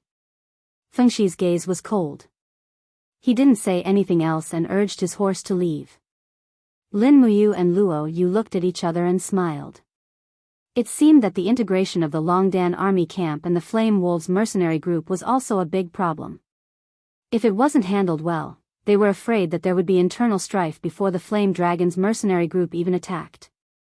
In the afternoon, they had their meal as usual. The food in the Longdan army camp was very simple, no different from that in the army. This was something that Lin Muyu paid special attention to. Every meal was basically a few large flatbreads and a bowl of sparse meat soup. They would eat meat once every 3 days, from top to bottom. Even the leader, Lin Muyu, held a bowl of meat soup and sat with Luo Yu, chewing on the flatbreads. Fengxi carried the meat soup and sat beside Lin Muyu. He didn't know whether to laugh or cry. "Sir, we eat this every day. Didn't you say that the Longdan army camp doesn't lack money? Why is the food so bad?" Lin Muyu also smiled. Fengshi, this is the standard of food for the royal army in Yanlan City. So, our Longdan army camp will also use this standard. After all, our Longdan army camp isn't a mercenary group that plunder for a living. If we feed the soldiers' mouths, I'm afraid we won't be able to feed them in the future. Also, the harder it is, the stronger they will be in the future. Yes. A look of respect appeared on Fengshi's face. He took a sip of the meat soup and smiled, hearing what Sir said. This meat soup seems to have become fresh and delicious. Lin Muyu and Luo Yu both laughed. Fengshi ate and asked, Luo Yu, what realm is your cultivation? Level 60 Heaven Realm. Luo Yu put down the flatbreads and smiled. Heaven Realm. Fengshi's expression darkened and he said with a desolate expression, Sir Luo Yu is a Heaven Realm elite, but she is only a vice commander in the Longdan army camp. I, Fengshi, am only a second Heaven Realm War Elder. Sigh, I'm not worthy of being a vice commander. Luo Yu couldn't help but laugh. She patted his shoulder and said, Brother Fengshi, don't be so depressed. You can slowly improve your strength through cultivation. You can be a vice commander because of your prestige. If you weren't here at Dragon Rocky Mountain, do you think these 2,000 Fire Wolves mercenaries would obediently stay here and listen to our orders? Lin Muyu also smiled and said, Luo Yu is right. In the future, the Longdan army camp will need your help, Fengshi. Fengshi put down the bowl of soup and cupped his fists with a burning gaze. This subordinate is willing to work for Sir. All right, let's choose the people who will stay in the afternoon. Yes. After lunch, Fengshi chose one by one. From the 1,900+ people in the Fire Wolves mercenary group, he chose 1,442 people to stay. The rest were each given 20 Jinyin coins as a settlement fee and were allowed to leave on their own. Most of these people had killed innocent people, and many of their hands were already stained with blood. Lin Muyu wasn't willing to let these people stay in the Longdan army camp. Once a person's murderous nature was cultivated, they would probably lose their humanity. On the other hand, Fengshi was under a great deal of pressure. Many of these people were mercenaries who had followed him for many years. Although they had killed people like flies, they were still brothers. Many of them cried when they left. Just like that, the 1,442 new blood and the original 742 people joined the Longdan army camp. After absorbing the 2,000+ people in the Fire Wolves mercenary group, the Longdan army camp now had 2,458 people. This number could already be considered a very impressive force. As long as Luo Yu and Fengshi trained them over time, the combat strength of the Longdan army camp would definitely be renewed. In the afternoon, a huge signboard slowly rose up and was hung in the main hall that served as the headquarters of the army. This hall was originally remodeled from the main altar of the House of Chivalry. All the luxurious furnishings that were originally set up inside were all removed and replaced with a structure similar to that of the Army's central military tent. There were many everlasting lamps and 10 guards. The signboard glowed with a dazzling luster under the sunlight, reflecting the 3 large words, Jiedu Hall. This was the name that Luo Yu came up with. Jiedu, it just happened to reflect the ancient military position of China, Jiedu. It represented a kind of authority to control the army. At the same time, the Jiedu Hall also had a meaning of control. Sir, this is the classification of the military ranks in the Longdan army camp that I have thought of. Luo Yu handed over a scroll. On it, it listed the military ranks that he had set up for the Longdan army camp. It was very detailed: Level 1, Regiment Commander, Highest Commander Level 2, Deputy Regiment Commander, Secondary Commander. The 3rd level, Dragon Commander, has the power to command 1,000 men. Level 4, Tiger Commander, commanding 500 people. Level 5, Wolf Commander, commanding 100 people. Level 6, Sergeant, commanding 10 people. Level 7, Corporal, commanding 5 people. Level 8, Elite Soldier. Level 9, by Soldier. After Lin Muyu finished reading, she nodded approvingly. The classification is very detailed. How exactly should we implement it? Luo Yu cupped his fists and smiled. Using contributions to promote one's military rank, with clear rewards and punishments to boost morale. Currently, there are only 2 dragon commander positions. Let me and Sir Fengshi take up the positions. Once there are other generals with outstanding contributions, the 2 of us will just give up our positions. All the Tiger Commander and Wolf Commander positions will temporarily be vacant. Alright, let's do that. Lin Muyu nodded in agreement. Fengshi looked at Luo Yu respectfully and said, Sir Luo Yu was born a commoner, but you seem to be so familiar with the army structure. You can even be called a good general. I wonder where did you learn so much? Luo Yu blushed and said respectfully, actually, I won't hide it from the 2 of you. Although I was born a commoner, it was only because my family had declined. Luo Yu's ancestor was ranked 2nd in Soaring Clouds Pavilion. Soaring Clouds Pavilion? Fengshi was shocked. Could it be that Sir Luo Yu's ancestor was Luo Tonghai, ranked 2nd in Soaring Clouds Pavilion's 26 meritorious subjects? Luo Yu nodded lightly and said, it's a pity that none of us descendants can become great people. We have brought shame to our ancestors' name. Speaking of which, it's really embarrassing. Lin Muyu smiled slightly. It's alright. There are many opportunities to make contributions in this life. Luo Yu's eyes were burning as he looked at Lin Muyu and said, Sir, Luo Yu would like to ask you a question. Go ahead. Sir, will our Longdan army camp continue to exist as mercenaries, or will we one day fight for the Qin Empire? Lin Muyu took a deep breath and said, if the world really needs us to stand up for ourselves, then the Longdan army camp will definitely rush to the battlefield. This is also the reason why I established the Longdan army camp. Don't worry, Luo Yu. As long as you are willing to work hard, you will definitely have the opportunity to make contributions to the Qin Empire. You can even become a famous general like your ancestor. Luo Yu's body trembled slightly. His eyes were filled with fanaticism as he cupped his fists excitedly and said, Subordinate Luo Yu swears to follow Sir until death. Lin Muyu nodded in satisfaction. At this moment, he finally understood the rules of this world and gradually learned how to manage people. What Luo Yu needed was a chance to make contributions.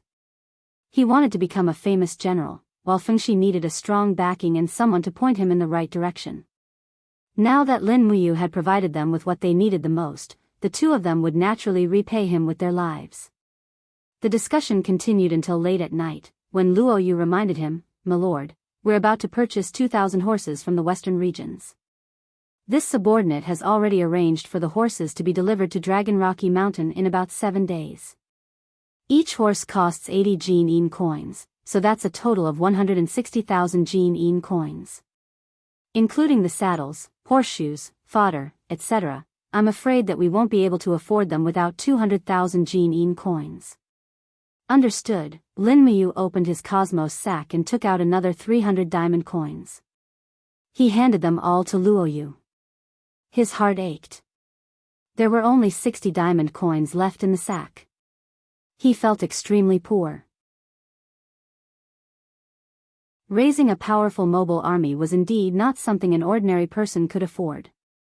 However, Lin Muyu thought of the 100 bottles of Dream of Extreme Peaks that were auctioned in the Imperial Chamber of Commerce.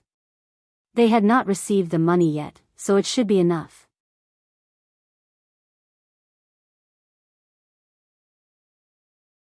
Chapter 180. The next day, the warm sunlight shone on Lanyan City, making the white bricks of the city look even whiter. Lin Muyu led the horse and entered the Imperial merchant firm with a weary face. Big brother Yu. Jin Xiaotang's voice seemed to have a certain appeal. Although Lin Muyu knew that this was her business strategy, he had unconsciously treated Jin Xiaotang as a younger sister. He shook his head and laughed at himself. He was 2F** king immersed in his role. Here, the average transaction price of 100 bottles of Dream of the Zenith last time was 7,700 Jin coins, so we got a total of 770,000 Jin coins. After deducting the 10% handling fee, we need to pay you a total of 700,000 Jin coins. Big brother Yu, do the math. There are a total of 700 diamond coins here, all prepared for you. Looking at the large pile of diamond coins glistening under the light, Lin Muyu secretly praised. The imperial merchant firm was indeed not short of money. This was the economic center of Lanyan City. From high-end weapons and medicine to rice and cloth that were close to the people's livelihood, the imperial merchant firm alone supported almost half of Lanyan City's economy. It was no wonder that Jin Xiaotang's status in Lanyan City was so outstanding that she felt like she could summon wind and rain. However, this beautiful girl knew how to hide her strength and bide her time. She did not offend anyone and only focused on business operations. Stuffing piles of diamond coins into the Qingquan bag, Lin Muyu's heart was filled with happiness. Jin Xiaotang tilted her head and watched him collect the money. Suddenly, her eyes fell on the dragon spirit sword on his back. She couldn't help but be stunned. She opened her small mouth and said, "Big brother, you recast a weapon?" "Yes." "What's the name of this sword?" "The dragon spirit sword. It was forged from that stubborn stone of yours and fused with the 10,000-year dragon snake soul." It looked so powerful. Jin Xiaotang was in high spirits and said with a smile, "That. Big brother, can you let Xiaotang see the sharpness of this dragon spirit sword? I can feel that. This sword must be very sharp, right?" "Well, how do you want to see it?" Lin Muyu asked with a smile. Jin Xiaotang thought for a moment, then smiled and said, "Our Imperial Chamber of Commerce's shield shop has recently received a batch of shields with excellent defense. How about this? I'll have someone send over a shield, and you can try it out." "All right." Jin Xiaotang immediately opened the door and said to the people outside, "Uncle Wang, have the owner of the shield shop deliver the fire armor shield that he is most proud of." Yesterday I heard him brag that this shield is the hardest thing in the world. No weapon can harm it, and even the Emperor's Desolation sword can't cut it." "All right, first young miss, please wait a moment." Not long after, a burly man walked in with a giant shield that had flames lingering around it. This burly man was the owner of the shield shop. He only wore a thin shirt in the middle of winter, and his chest hair was exposed. He looked very domineering, and could be said to be the overlord of the shop owners. He casually walked into the back hall, and placed the shield on the ground with a dang sound. He smiled and said, "Miss Tang, what's wrong? What kind of weapon did you find to break my fire armor shield?" Don't say I didn't warn you. If you can't cut it, I won't be responsible if your weapon breaks." Jin Xiaotang smiled slightly and said, "Uncle Zhou, what's the point of just testing the shield? Why don't we make a bet?" "Bet? All right, Miss Xiaotang, what do you want to bet?" Jin Xiaotang blinked and said, "How about this? If I can cut the fire armor shield, I'll increase my share of the profits from the sale of your shields from 10% to 20%. The owner's eyes were immediately filled with passion. "What if I can't cut it?" Jin Xiaotang covered her mouth and laughed. "If you can't cut it, I won't take a single copper coin from your shop's rent in the future. How about it?" The owner was very happy and said with the shield in his hand, "All right, it's a deal." At the side, Lin Muyu said, Can I add a bargaining chip?" "What bargaining chip?" "If I can cut this fire armor shield, shopkeeper Zhou will give me 200 superior grade shields." "How about it?" Shopkeeper Zhou raised his thick eyebrows. As you say. I have confidence in my shields." "All right, please hold the shield well. Be careful, don't hurt yourself." "Don't worry, come on." Shopkeeper Zhou shouted in a low voice. His sea of energy sank, and he stood there with the shield in his hand. He actually gave off the feeling of an immovable mountain. Lin Muyu couldn't help but sigh. The imperial capital was indeed full of hidden dragons and crouching tigers. This small shop owner actually had the cultivation of the second level of the earth realm. Clang! The dragon spirit sword was unsheathed, and the blade shone brightly. Lin Muyu held the sword with one hand, and battle energy surged into it. In an instant, the dragon spirit sword shone brightly, and there was actually a dragon snake circling around the sword. Saint Beast Soul. Jin Xiaotang's mouth fell open, and she said, "It really is a saint-grade soul." Hee, Uncle Zhou, you have to be careful. Lin Muyu leaped forward, and her body spun in the air. She swung the sword with one hand, and the dragon spirit sword drew a beautiful arc in the air. With overwhelming battle energy, it directly landed on the fire armor shield. Kacha! The sound was very clear. The sword swept past, and in the next moment, Lin Muyu had already sheathed the sword. Clang! It was as if the dragon spirit sword had never been unsheathed. In the time it took for a spark to fly off a flint, shopkeeper Zhou stood there in a daze. He was almost scared out of his wits by Lin Muyu's sudden increase in power. That was a heavenly realm expert. Looking down, the fire armor shield that he was so proud of had already been broken in half. Lin Muyu's control of her strength was perfect. The battle energy only split the shield, but it did not extend out to cut shopkeeper Zhou's arm.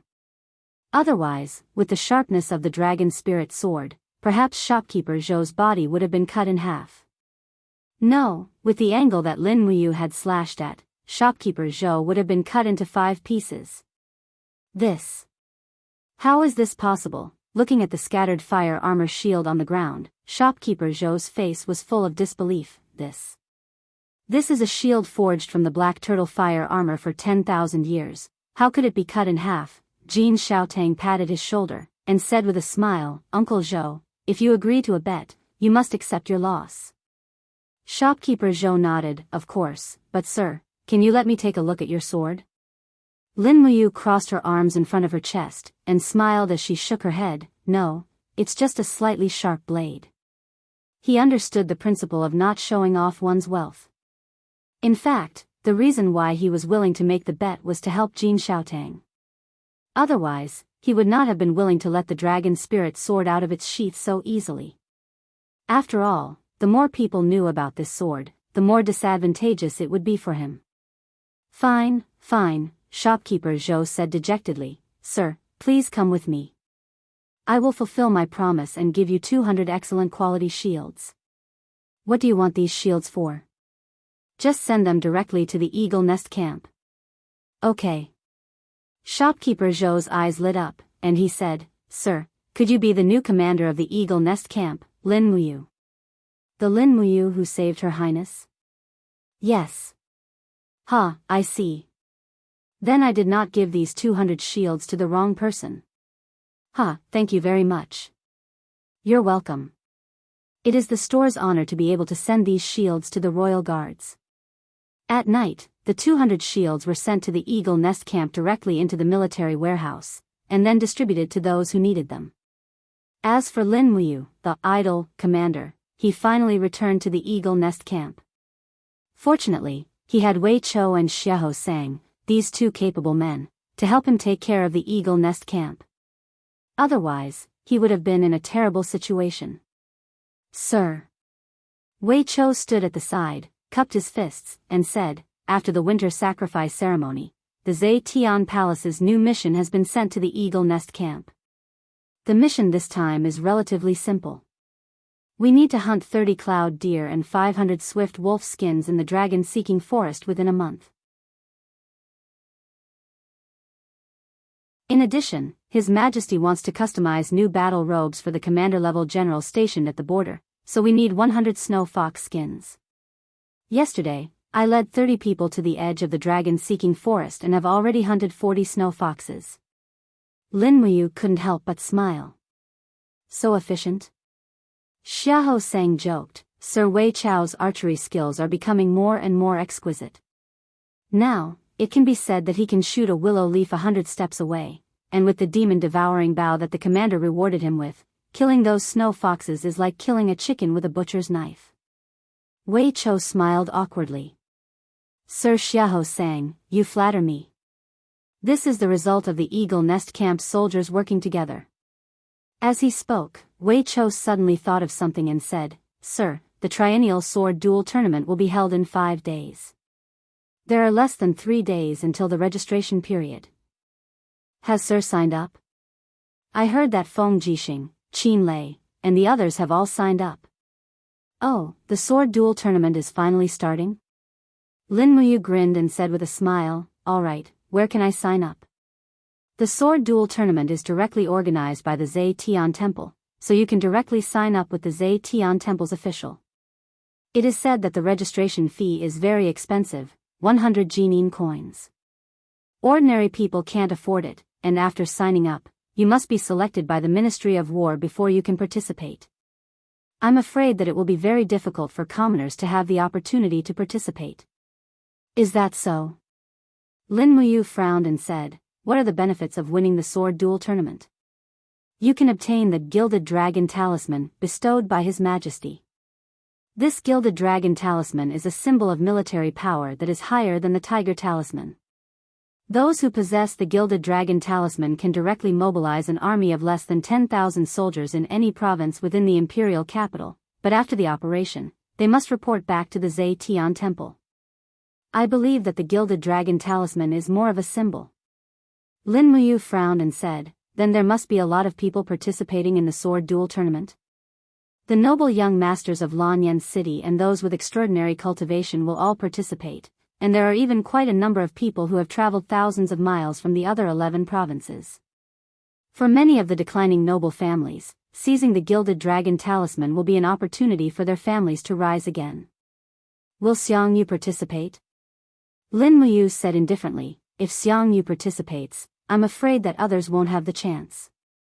Wei Chou smiled and said, don't worry about this, madam. Commander Xiang Yu will not participate. Why?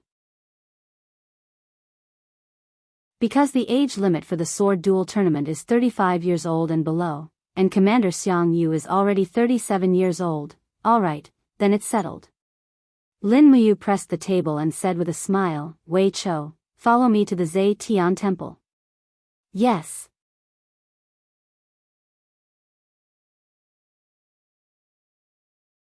Chapter 181. In the Zetian Hall, the palace administrator, Ko Sun, wore a high crown on his head and his hands hung low in front of his chest. He looked at the group of eagle guards outside with an extremely respectful expression and said with a smile, may I ask which lord wishes to participate in the sword duel assembly? Me. Lin Muyu stepped forward, but Wei Chou and the others didn't participate. If they couldn't get first place, it would be a waste of the 100 Genin coins. Ko Sun smiled faintly and said, so it's the Lord Commander who wishes to participate. All right then, please write your name on the register, then put your fingerprint on it and pay the money. Many thanks. Lin Muyu walked forward and took the quill from a guard. She wrote her name on the register and put her fingerprint on it. At the same time, she glanced over and saw that there were two other applicants in front of her. One was Yuan Lian, and the other was Tan Zhong. They seemed to be the names of the children of officials. That Yuan Lian was most likely the person who had appeared at the auction house last time. He was the son of the protector of the realm, Yuan Xie. He must also have some ability. After signing, Ko Sun glanced at Lin Muyu's handwriting and held back a smile. All right, it's done. The sword duel assembly will be held on the viewing platform in front of the Zetian Hall in 5 days. Lord Commander, please don't be late. Many thanks. Lin Muyu cupped her fists and turned to lead Wei Chou and the others out of the side hall of the Zetian Hall. However, they hadn't walked too far when they saw a group of maids walking over with lanterns in their hands. The moonlight fell on the face of the woman in the middle, reflecting a bright and beautiful luster. It was none other than Qin Yin who had arrived. Big brother Yu. Qin Yin quickened her pace and arrived at Lin Muyu's side as light as a butterfly. She smiled and said, you didn't even tell Xiao Yin that you were coming to the palace. Fortunately, Imperial Father's attendant told me. Her expression was affectionate as she held on to Lin Muyu's arm. Immediately, Wei Chou and the rest revealed dubious expressions, as though they understood what was going on. This caused Lin Muyu to feel slightly awkward as she said, I'm here to sign up for the sword duel tournament, so I didn't come looking for you because there's nothing special. Qin Yin pouted. Then you can come and see me too. Lin Muyu didn't know how to argue with him, so she said, isn't that? Ah, the moonlight tonight is really nice. Qin Yin raised her face and looked at the moonlight. She couldn't help but smile. The moonlight is beautiful, but brother you should come with me. Father wants to see you. Oh, His Majesty wants to see me? Alright, let's go. Alright. The group headed straight for the main hall of Zetian Palace. Wei Chou and the rest of the Imperial Guard stayed outside, and only Lin Muyu was pulled by Qin Yin into the main hall. However, Qin Jin wasn't at the back of the main hall, but in the back hall. When Lin Muyu walked over, she was given a fright. She saw that the emperor was actually wearing a simple set of clothing and was currently stir-frying an iron wok. This emperor of the empire was actually cooking. You're here? Qin Jin smiled without even turning his head. Wait a moment. Father's stir-fried clouded deer tongue sliced meat will be ready very soon. You didn't even tell me that you were coming back. Fortunately, an attendant told me, so I had Xiao Yin call you over. Today, our family will have a good reunion dinner together. In the future, remember to come back for dinner every festival. Otherwise, there will only be me and Xiao Yin at this large table. You also know that Xiao Yin has always loved crowds since she was young. Lin Muyu's heart warmed. She cupped her fists and said, I understand, father. Sit down and wait for a moment. Oh right, Xiao Yin, go warm up the wine. The weather is getting cold, and drinking ice-cold wine will hurt your stomach. Yes, father. The way the empire warmed wine was very simple. Qin Yin placed the wine pot in a golden cauldron and poured some hot water into the cauldron. Just like that, she warmed the wine. Lin Muyu didn't sit down. She turned around and walked out of the main hall. She said to Wei Chou and the rest, I'm going to eat at Zetian Palace today. You guys go back to the Eagle Nest camp for dinner. If you're late, the spiritual fire department will close. Wei Chou smiled. There's no need. We'll just wait here for Milord. At least we can look after each other. That's fine. Lin Muyu nodded. She understood what Wei Chou was thinking. Now that Lin Muyu was the emperor's godson and was on good terms with Feng Jixing, Qin Lei, and Qin Yin, divine Marquis Xing Yifan had long since viewed her as a thorn in his side. If she went out alone, she might fall into Xing Yifan's clutches. No matter how strong Lin Muyu was, she was no match for Xing Yifan. There was no doubt about that. If Wei Chou and a dozen other imperial guards were present, they could at least put up a fight against Xing Yifan. Even if they couldn't win, they would still be able to escape unscathed. After all, the demon-devouring bow in Wei Chou's hands wasn't something to be trifled with. As long as they didn't fall into the range of Xing Yifan's oppressive aura, the arrows should be the most dreadful attack for a sanctuary expert like Xing Yifan. After all, arrows didn't have any spiritual nature and weren't affected by the oppressive aura domain. By the time they returned to Zetian Palace, Qin Yin had already warmed up the wine. Meanwhile, Qin Jin had already taken out the cloud deer tongue sliced pork and stir-fried small sharp peppers from the wok. An alluring fragrance immediately filled the air. At the same time, Qin Jin opened the steamer at the side. Surprisingly, there was a dish of bear paw stewed with blood ginseng inside. The fragrance was almost suffocating. Coupled with the other dishes, the table was soon filled with a sumptuous feast. Qin Jin clapped his hands and removed the apron in front of his chest. He regained the demeanor of an emperor and said with a smile, "What are you waiting for? You, sit down. Xiao Yin, sit down as well. Pour some wine for Imperial Father and Big Brother." Qin Yin smiled very sweetly. All right. The special flower plum wine was very fragrant. When a cup of wine was placed in front of them, just the smell alone was enough to make one intoxicated. Lin Muyu closed her eyes and took a deep breath. She savored the fragrance of the flower plum wine and sighed inwardly. The longer she stayed in this world, the more likely she would become a drunkard. This was not good. Qin Jin looked at Lin Muyu's expression and could not help but smile. You, come, have a drink with Imperial Father. All right. Lin Muyu raised her cup and said with a smile, "Here's to Imperial Father's good health and all the best in your life, Qin Jin was taken aback by such a congratulatory speech. However, he soon felt relieved and said with a smile, "Yu's words are really interesting. Come, let's drink to the brim.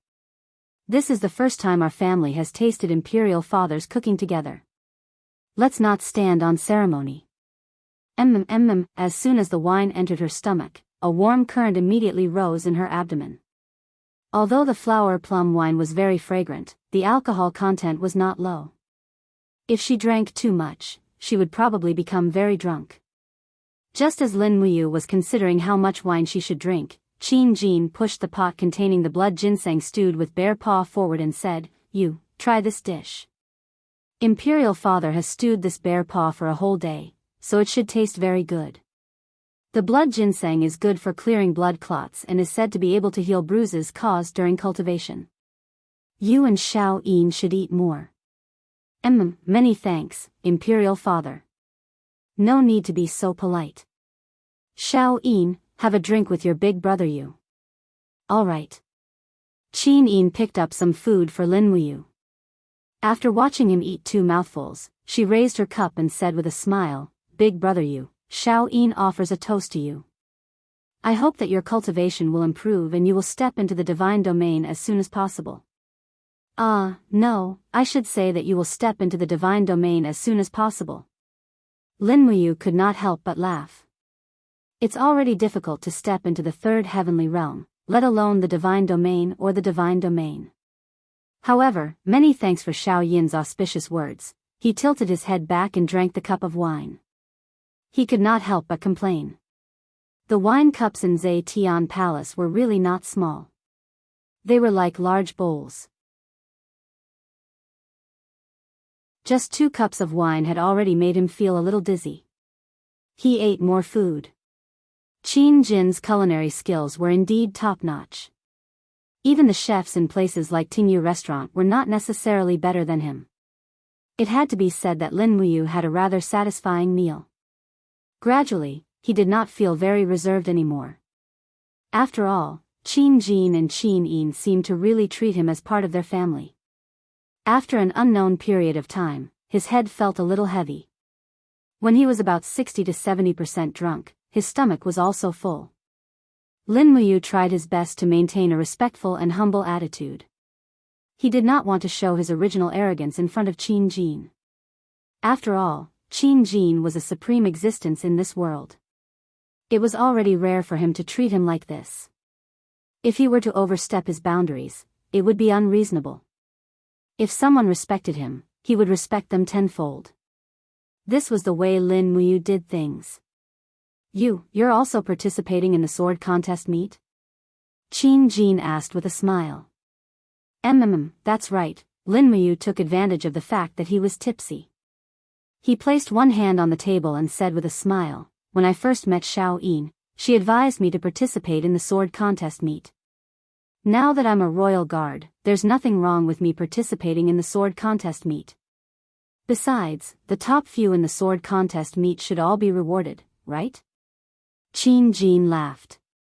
"That's only natural.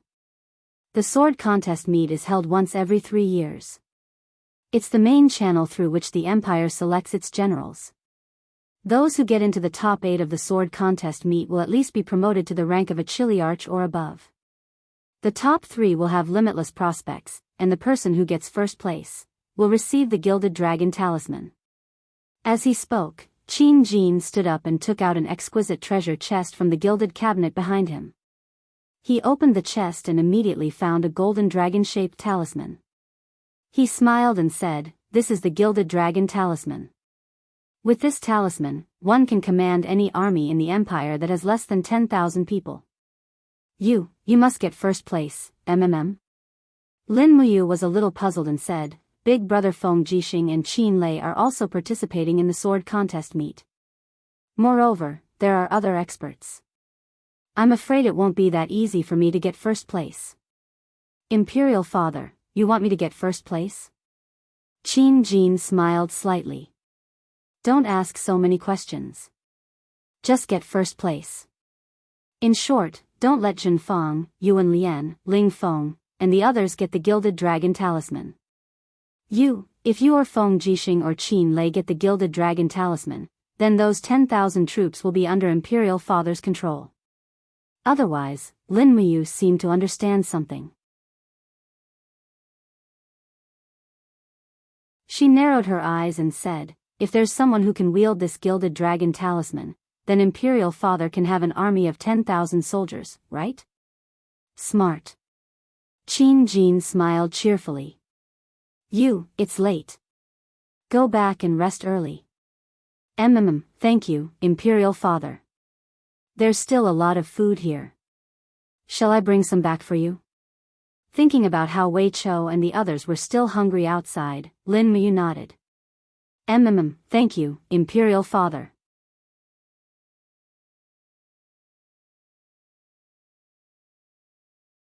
Chapter 182. When Lin Muyu walked out with a basket filled with food, Wei Chou and the others revealed gratified expressions. They all understood the saying that accompanying a ruler was akin to accompanying a tiger. Disregarding the reward, it was already a blessing for Lin Muyu to be able to come out alive. However, Lin Muyu's complexion looked good, which made them feel relieved. It smells so good. What are you carrying, my lord? Wei Chou asked with a smile. Lin Muyu waved the basket and said with a smile, His Majesty personally cooked some food. I brought some out. Ah, really? Xiahou Sang's eyes widened. Commander, is this really food personally cooked by His Majesty? Yes, how can it be fake? My lord, can we have a taste? Lin Muyu smiled. I'm already full. I brought it out to reward you. Alright, it's not appropriate to say such things in Zai Tian Palace. Get on your horses and follow me out of the Imperial City. Yes. Not long after, a group of people slowly rode on their horses along Tongtian Street. Lin Muyu distributed the food in the basket to the Eagle Guards. For a moment, Wei Chou, Xiahou Sang, and the others ate the bear paw and pheasant meat. All of them were on the verge of tears as they thanked the heavens for their kindness. To Wei Chou, Xiahou Sang, and the others, Qin Jin was the ruler of all living beings. To be able to eat the food cooked by Qin Jin was an honor in itself. Many people served in the imperial army but never got to see Qin Jin, the Radiant King, once in their entire lives. Those who could eat the food personally cooked by the Radiant King should be able to smile in the underworld, right? It's delicious. Wei Chou's eyes were a little red as he said, His Majesty can truly be said to be unparalleled. His culinary skills are simply amazing. No wonder it's widely spread among the people and they all praise him as a brilliant ruler. Is that so? Lin Muyu took advantage of her drunkenness and said with a smile, yes. His Majesty is indeed a wise ruler. In reality, this was not what he thought in his heart. Although Qin Jin was a gentle person, this was also his greatest flaw. As an emperor, it was important to be gentle, but he did not have enough authority. This was why he could not do anything when Jin Yifan, Luo Xing, and the others were so overbearing. Qin Jin had only grasped half of the skills of an emperor. Is it really delicious? Lin Muyu asked with a smile. It's delicious. Wei Chou and Xiahou Sang said in unison. Then, they quickly wiped the tears from the corners of their eyes. Lin Muyu could not understand why these people were crying. However, when she recalled what Qin Jin had said to her at the end, she could not help but feel a chill in her heart. Did Qin Jin really see her as his adopted son? That might not be the case. He knew that with his abilities, the chances of him obtaining first place in the sword duel tournament were extremely high. Perhaps the reason why he was so nice to him was to make use of him. Making use of him? He sighed. His heart was filled with helplessness. My lord, what are you talking about? Wei Chou asked, puzzled. It's nothing. Lin Muyu tightened his collar and said, let's go quickly. It's very cold at night in Lanyan City. Yes. On Eagle's Nest Mountain, the cold wind howled like the wails of ghosts and gods. Lin Muyu sat in his room and slowly released the spirit pulse technique. In an instant, his spirit became clear, and the drunkenness disappeared. His spirit was refreshed. As his cultivation progressed, it seemed like the strength of his spirit was also increasing. Perhaps he could control the power of the fourth star? He could not help but feel excited when he thought of this. Whoosh! He stood up and put on his cloak. Lin Muyu raised his right palm and quickly increased his battle energy. The power of the fourth star swirled in the depths of his energy reserve. Suddenly, the scene became extremely demonic. Waves of demonic power appeared around him, gradually distorting the power of space. Everything around him became faint. This was also the unique feature of the fourth star's attack. It could distort space and cause damage to all targets within a certain range. For luminaries, demon and gods cry. The power suddenly exploded. However, just as the destructive power was about to completely explode, Lin Muyu suddenly retracted his power. Instantly, the distortion of space disappeared. Waves of battle energy scattered in all directions, turning into spiritual power that seeped into the ground. The power of human cultivation came from the earth and the stars. After the power exploded, it naturally returned to the earth and the stars. At this moment, the people in the Eagle's Nest camp with slightly higher cultivation were all startled. Wei Chou, Xiahou Sang, and the others all climbed out of their barracks. They were all stunned. What happened? Such a strong wave of power just now. Even though these people did not know the spirit pulse technique, which was a secret art to cultivate the spirit, they were still disturbed by the wave of the fourth star's power. At this moment, a voice came from outside as someone rode up the mountain. I am reporting to the commander about the latest mission from the Zetian Palace. My lord, please wait for a moment. I will report to the commander now. Thank you very much. Lin Muyu had already put on her armor and left the room. She said, what is it? The messenger was a dragon guard and recognized Lin Muyu. He immediately saluted and said respectfully, Commander Lin Muyu, this is the latest hunting mission from the Zetian Palace. It is all recorded on this scroll. Yes, I have brought it. Thank you. You are welcome. At this moment, Wei Chou, Xiahou Sang, and the others also gathered around. Wei Chou asked, My lord, what new mission is this? Lin Muyu unfurled the scroll. There were lines of words clearly written on it. One light-type spirit stone of over 6,000 years old, 20 leopard skin, one set of long hair ivory of over 3,000 years old. Lin Muyu took a deep breath and said, we need light-type spirit stones of over 6,000 years old. This is a bit difficult. My lord, may I ask if these missions were issued by His Majesty? The dragon guard shook his head. No, His Majesty is already asleep. These missions were issued by Master Che Cheong of the Zetian Palace. If it was His Majesty, he would not have issued such a difficult mission to the Eagle's Nest camp in the days leading up to the sword duel tournament. A light-type spirit stone of 6,000 years old, humph. The dragon-seeking forest is already sealed by snow. Where can we find it? As he said this, he raised his eyebrows and said, Commander, how about? I ask Master Qin Lei to speak to His Majesty and dismiss this mission. No need. Lin Muyu waved her hand and said, there are still 5 days until the sword duel tournament. Perhaps there is enough time. Since it is a mission issued by the Zetian Palace's supervisor, the Eagle's Nest camp will do their best to complete it. However, I would like to ask, I have already handed over the 6,200 years old light-type spirit stone for Her Highness Yin's cultivation last time. Why do I need it again this time? Logically speaking, with Xiao Yin's current cultivation, she does not need spirit stones at all.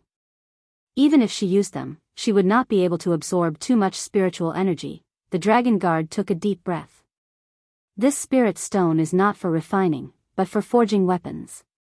Forging weapons? Lin Muyu was startled and said, what does that mean? The dragon guard cupped his fists and said, Commander, you may not know, but the Zetian Palace has gathered heroes from all over the world. A few days ago, they invited the most outstanding weapon forging master in the Heaven's Pivot Province, Yu Chi Yen, to enter the Zetian Palace. His Majesty intends to forge a light-type longsword for Her Highness Een. This Yu Yen promised that as long as he can find light-type spirit stones that are above 6,000 years old, he will be able to forge a sharp sword that is at least profound grade rank 4 and offer it to Her Highness Een. For this, His Majesty has already rewarded him with 10,000 Jineen coins. So that's how it is. Lin Muyu smiled in relief and said, since it is a mission from the Zetian Palace, the Eagle's Nest Camp will do their best to complete it. Help me bring flowers to Supervisor Che Cheong. The Eagle's Nest Camp will complete the mission on time. There is no time limit, and the commander does not need to go. Or, it won't be too late to go after the sword duel tournament. I have my own plans. Many thanks. You're welcome. Then this subordinate will take his leave. Alright, forgive me for not sending you off. Watching the dragon guard ride off into the night, Wei Chou immediately revealed an angry expression and said, "This is ridiculous, this is too much. Does that old man Che Cheong really think that the Eagle's Nest Camp is a beast that he can order around at will? He said he wants it, but didn't he think about how strong a light-type spirit beast above 6,000 years old is? Even if the dragon guard went to hunt it, it would take several people to kill it, not to mention the Eagle's Nest Camp. Motherf asterisk Ker, this is too much, too much." Xiahou Sang also said, "That's right, Commander, why don't we report this matter to His Majesty and impeach Che Cheong for abusing his power?" "There's no need." Lin Muyu raised her hand and said, "If His Majesty finds out about this matter, he will only think that the Eagle's Nest Camp is useless. Since Che Cheong has made things difficult, then we will complete our task. Rest early tonight. Tomorrow morning, Wei Chou, Xiahou Sang, the two of you will pick 2 capable experts from the Eagle's Nest Camp. The 5 of us will set off with light equipment. We must find a suitable spirit beast within 2 days. You know the dragon-seeking forest better. Tell me, where else can we find a light-type spirit beast above 6,000 years old?" Wei Chou frowned and said, "My lord, this matter is indeed too difficult. Not to mention the fact that light attribute spirit beasts that are over 6,000 years old are hibernating, it's at least 5 days' journey away from us." Xiahou Sang was silent for a while, then said with a frown, "Actually, that is not the case." "Oh, what method does my lord Xiahou Sang have?" Lin Muyu asked with a smile. Xiahou Sang said, When I was young, I used to hunt in the dragon-seeking forest with my father. At that time, the dragon-seeking forest had not been designated as a forbidden area by the Imperial Army. I remember that in the southeastern corner of the dragon-seeking forest, near the borders of Heaven's Pivot Province, there is a forest called the Forest of Malicious Ghosts. It is a forbidden area for all hunters, and anyone who enters it will die. However, my father said that there is actually a spirit beast that is at least 7,000 years old in the Forest of Malicious Ghosts. It is just that no one has been able to kill it.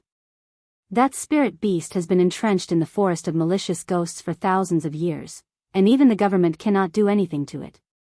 The Forest of Malicious Ghosts is about 2 days' journey from here. If we don't stop, we should be able to make it in time. Alright, we will set off tomorrow morning. My Lord Xiangying will be in charge of the daily affairs of the Eagle's Nest Camp. Yes.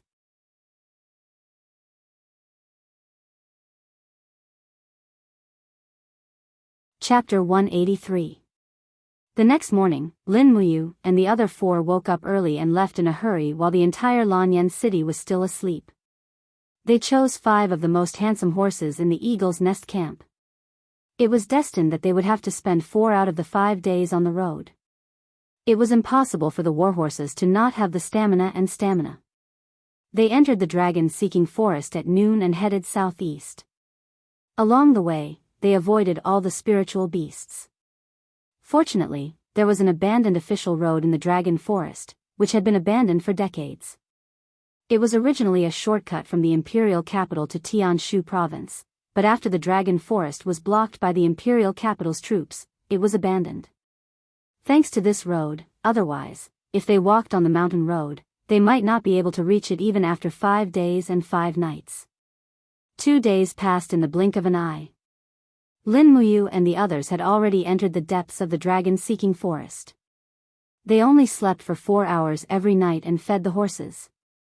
They spent the rest of the time on the road, and all of them looked exhausted. Damn, what a pity. If we had the time, we would have killed that 2,900-year-old cloud leopard, Xiahou Sang said bitterly. The cloud leopard's fur is very precious. It is said that a complete cloud leopard's fur can be sold for more than 5,000 jin coins in the capital. What a pity. Lin Muyu smiled as she galloped on the horse. Look at how poor you are. Don't worry, if we successfully complete the mission this time, I will ask His Majesty to increase the salary of the Eagle Nest Camp. At the very least, the soldiers who go on a mission should be rewarded. Otherwise, their enthusiasm will be too low. Xiahou Sang smiled gladly. The commander is wise. You should have done this a long time ago. When Lord Meng Fong was the commander, he only thought about his own promotion and was cautious in his actions. He never thought about fighting for a raise in salary for his brothers. Wei Chou could not help but laugh. Lord Xiahou, we are the Imperial Guards. We can't always think about jin coins. When Lord Meng Fong was the commander, he only thought about getting promoted and was cautious. He never thought about fighting for a raise for his brothers. Wei Chou is right. The Jinin coin has a magical power. It will make people sink deeper and deeper until they reach a point where they are unable to extricate themselves.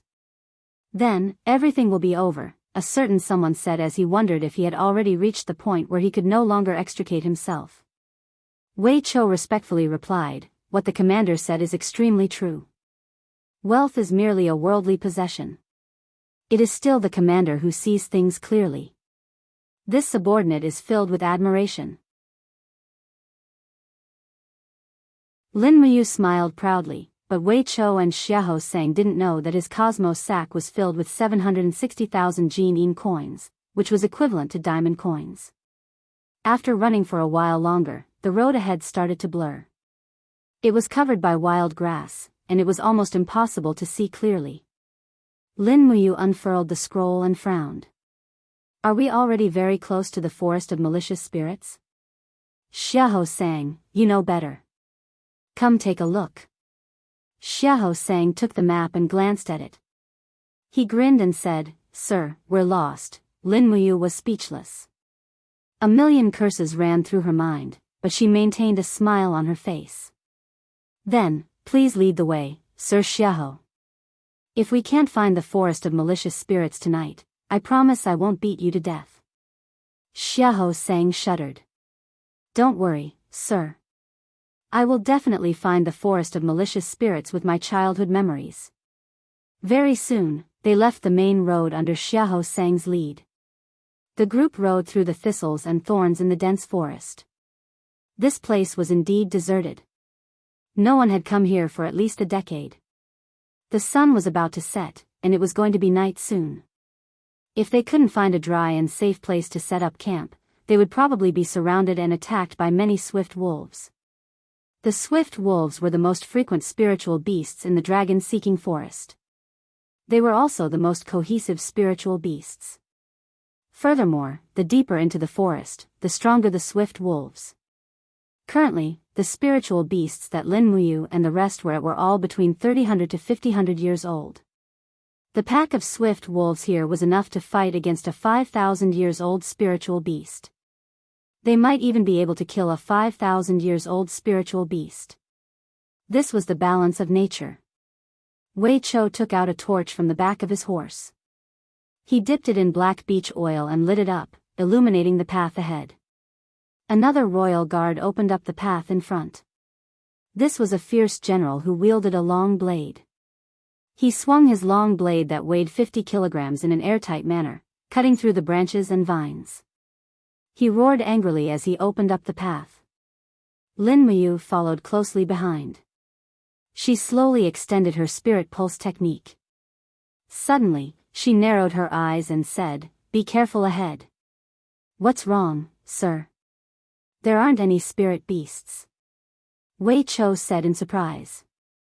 "No, there are. They're just hidden underground. Be careful.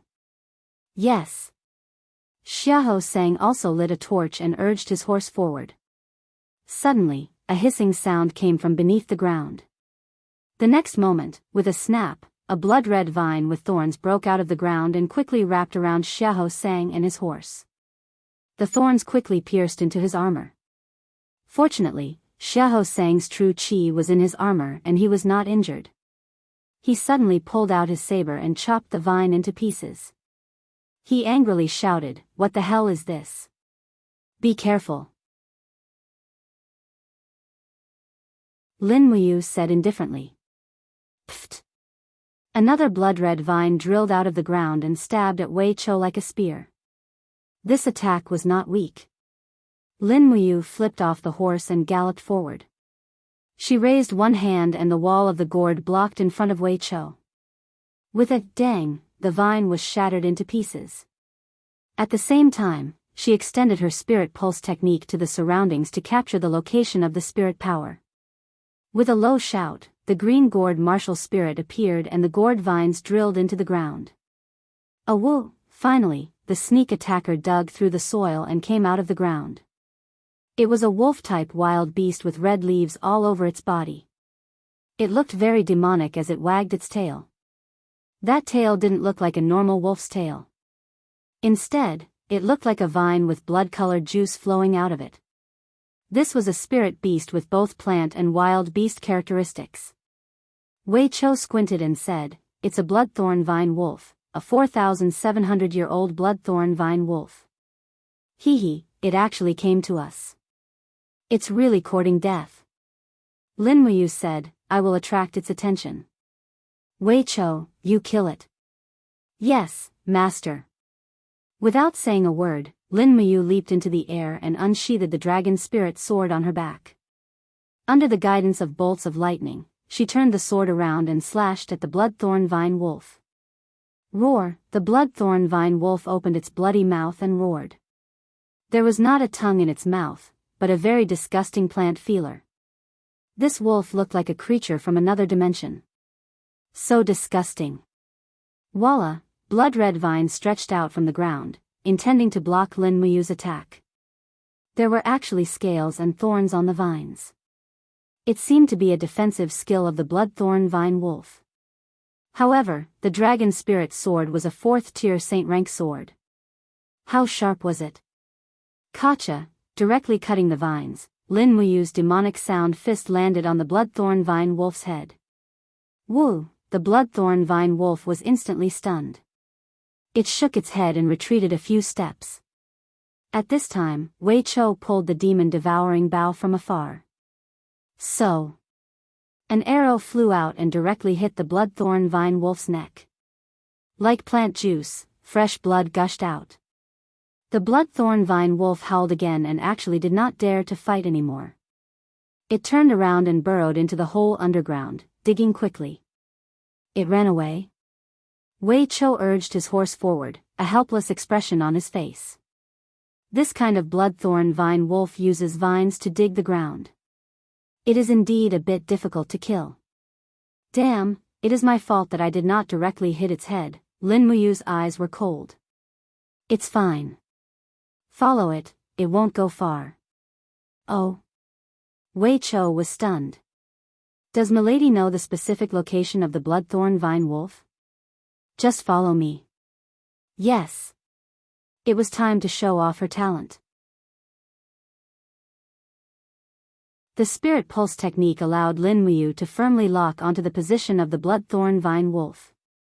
Everyone jumped onto their horses and galloped forward with Lin Muyu. The speed at which the bloodthorn vine wolves fled was not just fast, it was almost as fast as a warhorse. Lin Muyu walked in front and lightly opened her hand towards a pile of shrubs. Chaos of the common life. In an instant, the ground in a radius of tens of meters was enshrouded by the chaos of the common life. In the blink of an eye, a violent aura was emitted from the chaos of the common life. With a hua-luck sound, the thorny shrubs were razed to the ground. Heavens, Wei Chou, Xiahou Sang, and the others were dumbfounded, but they did not say anything. They could only secretly rejoice that they were not Lin Muyu's enemy. Having such an enemy was really a misfortune in life. The bloodthorn vine wolf continued to run underground, bringing Lin Muyu and the others with it for close to 20 minutes. Suddenly, Lin Muyu raised her hand and said, "All right, stop chasing." "What's wrong, milady?" "This bloodthorn vine wolf's spirit stone and beast soul are all treasures." Wei Chou asked doubtfully. Lin Muyu shook her head and said, "No, it's not good to lose your life for treasures. Dismount and don't make any noise. Follow me to take a look. I can feel a power even stronger than the bloodthorn vine wolf. It's not far ahead." "Yes." Everyone solemnly followed Lin Muyu on foot. In front of them was a small hill. Lin Muyu quietly hid at the top of the hill and looked over. Under the moonlight, the bloodthorn vine wolf seemed to be blocked by something. It let out a miserable howl and broke out of the ground. In the next moment, a bolt of lightning exploded in the sky. Immediately after, a fierce beast rushed out from the side of the snow. It jumped into the air and opened its mouth to bite the bloodthorn vine wolf's head. "Ao ao," the bloodthorn vine wolf howled in pain, but it could not struggle. Its head was crushed with a loud crack. Under the moonlight, the appearance of the ambusher appeared in front of Lin Muyu and the others. It was a huge beast covered in scales. At this moment, it was greedily chewing on the bloodthorn vine wolf's head with relish. "It's a thunder umbrella dragon." Wei Chou was dumbfounded. "This is a 6,500-year-old thunder umbrella dragon. It's the only one among the umbrella dragons that has the light attribute, is that so?" Lin Muyu raised her arm and slowly pulled out the dragon spirit sword. She smiled and said, "Wei Chou, do you know what the thunder umbrella dragon's weakness is? It's time for you to show your strength. We'll launch a sneak attack. As long as you shoot an arrow from the demon-devouring bow into the thunder umbrella dragon's body, it will be poisoned. After that, it will naturally be much easier to deal with." "Yes, let me try."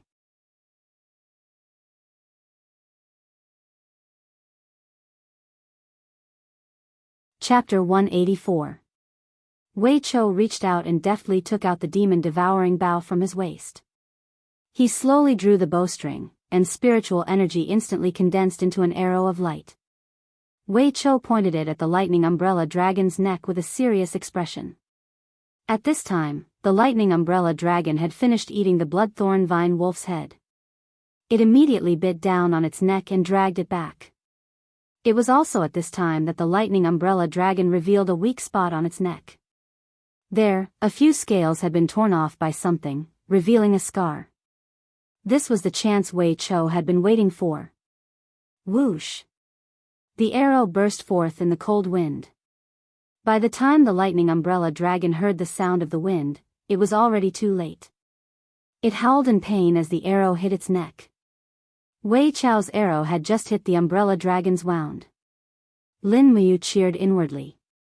The cold wind at night was very cold, and the wind changed direction very frequently. The hill was almost 150 meters away from the lightning umbrella dragon, and Wei Chou's arrow had actually hit its target from such a distance. Wei Chou's arm strength and eyesight were definitely among the best in the entire Royal Guard. This ability alone was enough to earn him a place in the Royal Guard.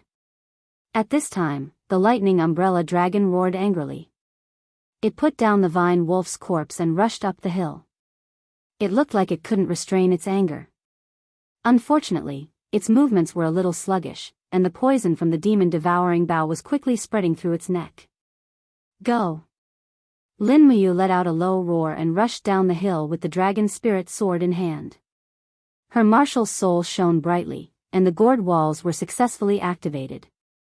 After the gourd walls blocked the umbrella dragon's attack with a clang, the dragon spirit sword quickly swept across and directly chopped the scales on the umbrella dragon's neck. Crack! A holy grade weapon was different from a mysterious grade weapon. The sword directly cut through the scales on the umbrella dragon's neck, cutting in by almost 5 centimeters. Blood instantly flowed out. Roar! The umbrella dragon roared and suddenly raised its head.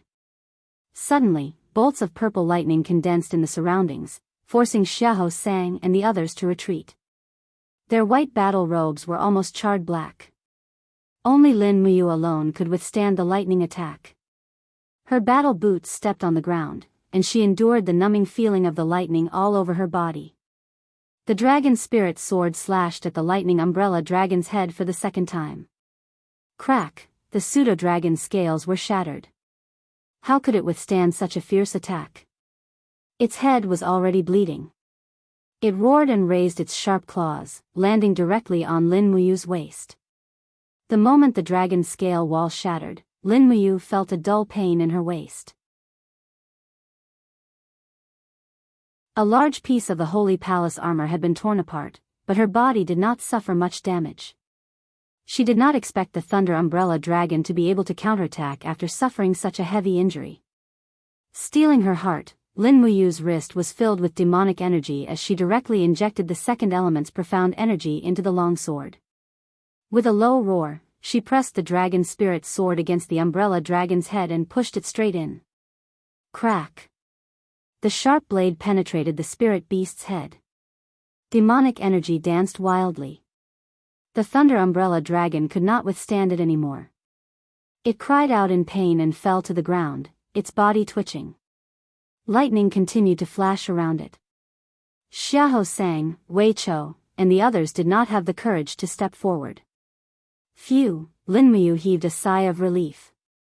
Holding the long sword, she smiled and said, "Luckily, Wei Chou's arrow injured the umbrella dragon first. Otherwise, we would not have been able to kill it so easily." Wei Chou looked at the snowy ground that had been scorched by the lightning and said, "My lord, your green gourd's defense is stronger. That's why we were able to defeat it. Otherwise, I'm afraid we would have all been burned to ashes by the lightning."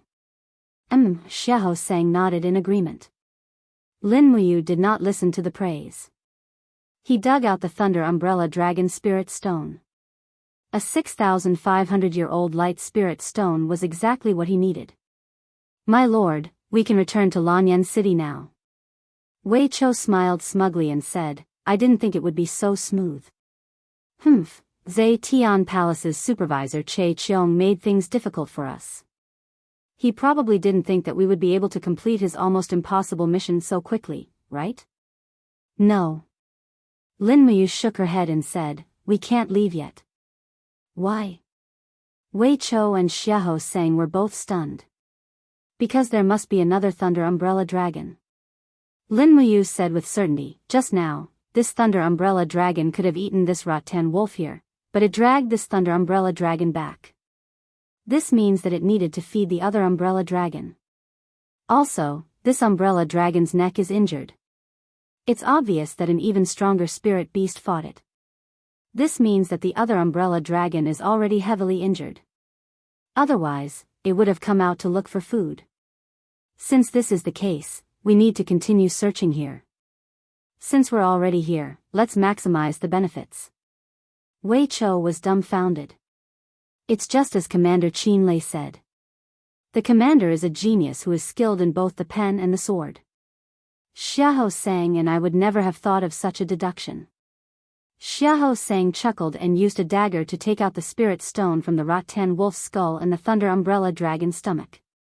He smiled and said, "I only know that spirit stones can be sold for money." "That's enough," Lin Muyu nodded and said, "Let's go and find the Umbrella Dragon's nest. It shouldn't be far. We just need to follow its footprints." Yes. The moon was bright and the stars were sparse. The moonlight fell on the snowy ground, creating a dazzling white. Lin Muyu and the rest followed the Umbrella Dragon's footprints. After about half an hour, they finally found that the footprints extended all the way to a cave under a mountain. They could smell an abnormal stench from afar. There were even some bones piled up outside the cave. Some of them belonged to humans, but the bones were black and had moss on them. They must have been there for a long time. Wei Chou frowned and said, "Maybe the Umbrella Dragon in this cave is more powerful?" "Not necessarily." Lin Muyu said lightly, "If the Umbrella Dragon in the cave is more powerful, it should have come out to look for food." "Milord, let me go first." Xiahou Sang said with cupped fists. He was probably worried that something would happen to Lin Muyu, so he let his subordinate go first. However, Lin Muyu shook her head and did not say anything. Instead, she walked in with her sword. The stench became even stronger. As they went down the cave, the snow melted and formed a small canal that flowed into the cave. As a result, Lin Muyu's steps were very slippery. She could faintly hear a low growl when she was about 10 meters into the cave. Lin Muyu raised her dragon spirit sword. Immediately, the saint-grade sword burst into flames and illuminated everything around it. At the end of the cave, there was some dry grass and tree branches. An even larger umbrella dragon was entrenched inside. Its neck was a mess of blood and flesh. It was indeed injured, to the extent that it did not even have the strength to move. All it could do was open its eyes and growl at Lin Muyu. Ah! Wei Chou was shocked the moment he stepped into the cave. "Milord, this is a female dragon. The mother of the umbrella dragon from before should be like this. Also, this is a 10,000-year-old umbrella dragon that failed its tribulation." Lin Muyu also saw that there were a total of 9 distinct golden lines on the female dragon's head. As for the 10th, it was a little dim and scattered. It was as if the process of condensing was suddenly interrupted.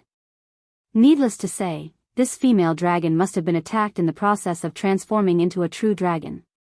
That was why she ended up in such a miserable state. She's injured. Her dragon essence is leaking. Xiahou Sang suddenly pulled out his steel sword and said, "Milord, let's finish off this 10,000-year-old thunder umbrella dragon immediately. Since we've already killed its son, let's go all the way." Lin Muyu knew that there was no need to be soft-hearted at this time. She nodded and said, "Let's give her a clean death." "Don't worry, milord." Xiahou Sang suddenly leaped forward and stepped on the female dragon's head.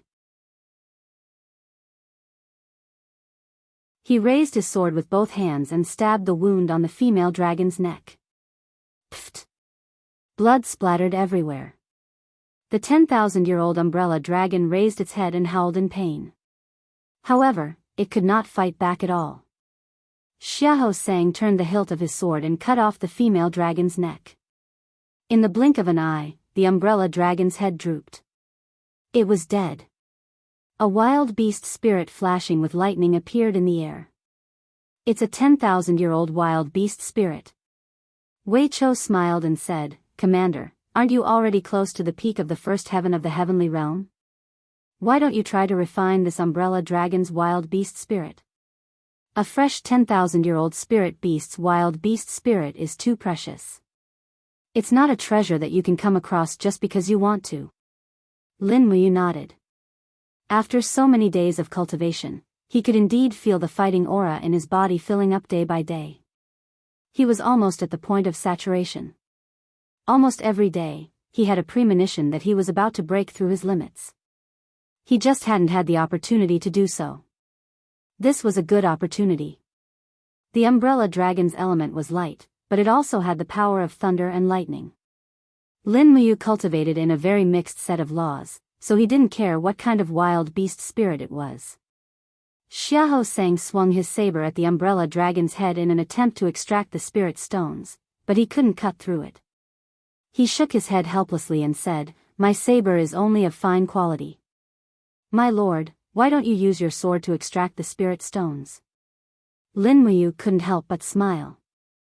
He swung his sword and immediately broke the umbrella dragon's head. He took out a fresh 10,000-year-old light spirit stone and put it in his cosmos sack.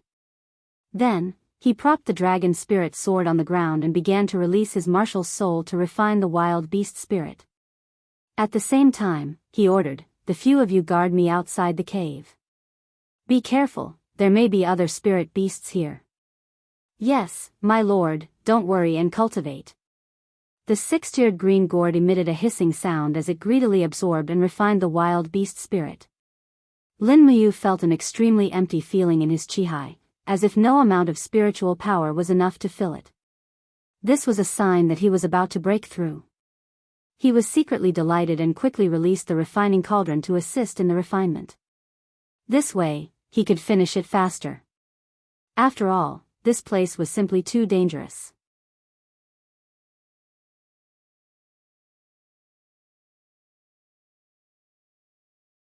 Chapter 185. There were two sources of power for a cultivator. One was the EC, which provided a steady stream of spiritual energy for the cultivator. There was an ancient saying that the 3 spiritual souls and 7 physical forms originated from the EC. This was because the heaven soul, earth soul, and life soul dominated the human soul, while the Tianchong, spiritual wisdom, qi, strength, core, essence, and heroism formed the human soul. The cultivation of the spirit pulse technique started with the 3 spiritual souls and 7 physical forms, strengthening and refining them one by one. This made Lin Muyu's soul far stronger than cultivators of the same level, and her spiritual sense was naturally much more sensitive. The other source of power was the qi. The human qi came from the earth, the starry sky, the ocean, and the spirits. These powers gathered in the dantian and formed a qi. The cultivators of the Shattered Cauldron realm had a stronger desire to strengthen the qi than the EC. Zhang Wei, Wei Chou, and Xiang Yu could be found everywhere because the qi was the most direct source of power. At this moment, Lin Muyu felt that her qi was completely empty, as if all her fighting energy had been absorbed by the gourd martial soul. The indigo gourd surrounded her body and rotated slowly. Not only did it crazily absorb the beast spirit of the umbrella dragon, but it also seemed to absorb Lin Muyu's fighting energy. What's wrong with this gourd? Lin Muyu furrowed her brows, feeling that something was amiss. After an unknown amount of time, when the beast spirit of the lightning umbrella dragon was almost completely refined, a ray of light suddenly shone through the rocks and fell on the gourd. At the same time, the indigo gourd trembled slightly and wisps of golden light seeped out of the gourd like golden threads. In the blink of an eye, the green gourd marshal's soul had completely turned pale gold. Roar! In the treasure refining cauldron, the last wisp of the lightning umbrella dragon's beast spirit was still roaring and raging, trying to break out of the treasure refining cauldron. However, no matter how hard it tried, it could not succeed. The treasure refining cauldron had completely become a sealed space. When Lin Muyu gathered endless heavenly fire and continued to refine and burn it for 5 minutes, the wisp of beast spirit finally turned into rays of golden light and slowly seeped into the gourd. Buzz! The gourd let out a sharp whistling sound and trembled slightly. The outer walls of the gourd started to peel off, revealing the new gourd inside. It had become a completely golden gourd. At the same time, Lin Muyu was overjoyed. The gourd had leveled up, which meant that he had broken through the first level of the heaven realm. Finally, after being in the first echelon of heaven realm for a long time, he completed his breakthrough and finally caught up to Feng Jixing, Qin Lei, Chu Huayin, and the others. Lulu chuckled and said, "Congratulations on your breakthrough, big brother." "Thank you, Lulu." Lin Muyu smiled slightly. At the same time, she felt that the golden gourd was returning a powerful and boundless fighting aura to her. This was far more vast and pure than the fighting aura that she had absorbed before. At the same time, a milky white fighting aura slowly flowed on the surface of her body, condensing into a rugged armor-like defensive layer on the surface of her skin. Battle Chi armor. Finally, he also had the ability to transform fighting aura into armor. With the defense of the martial soul's gourd, Lin Muyu could be said to be a moving steel fortress. Unless one was absolutely above him, they would not be able to penetrate his defense. Lulu chuckled and said, "Big brother, the Thunder Umbrella Dragon's skill has also been refined. It's an offensive skill. Let's call it First Light of Dawn. This kind of power can be condensed in your attack, and it can also be released instantly to produce a dazzling light that pierces your opponent's eyes. It depends on how you use it." "Yes." Lin Muyu smiled slightly. The 7 energy planes of the golden gourd contained the power of First Light of Dawn. He opened his palm and exerted force lightly. Buzz, buzz, fighting aura flowed, and under the catalysis of the martial soul, it condensed into a golden light of dawn that lingered between her 5 fingers. It even flowed along her 5 fingers into the dragon's soul sword. Immediately, the dragon's soul sword let out a sword cry, as if it was extremely happy because of this tyrannical light attribute power. Perhaps, the sword that Lin Muyu slashed out now would definitely be different from before. At this moment, Xiahou Sang walked in from outside the cave.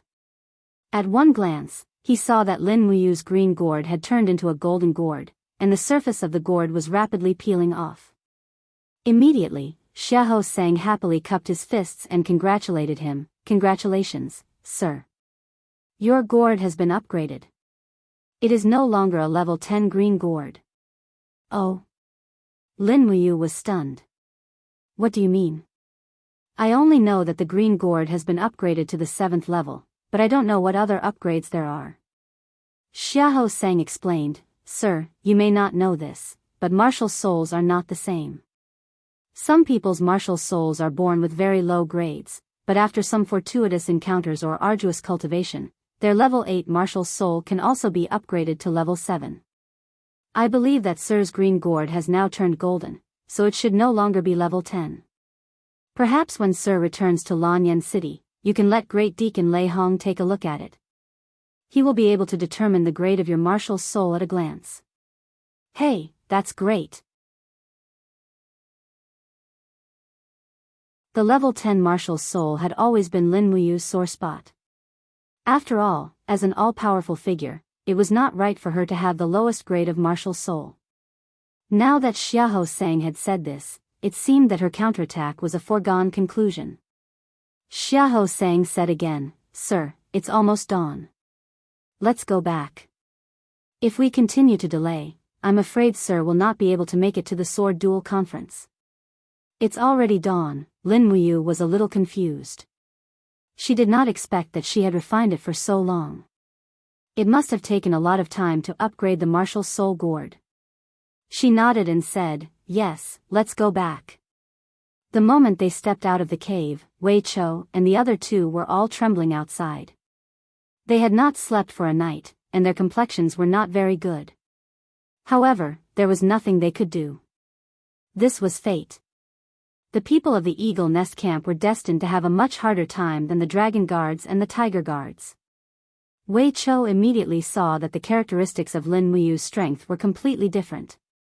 He immediately smiled and said, "Congratulations on your breakthrough, sir." Lin Muyu nodded and said, "Thank you." The other Imperial Guard called Han Shao had a look of shock on his face and said, "Commander has also stepped into the second heaven of the Heaven Realm?" "Yes, let's go.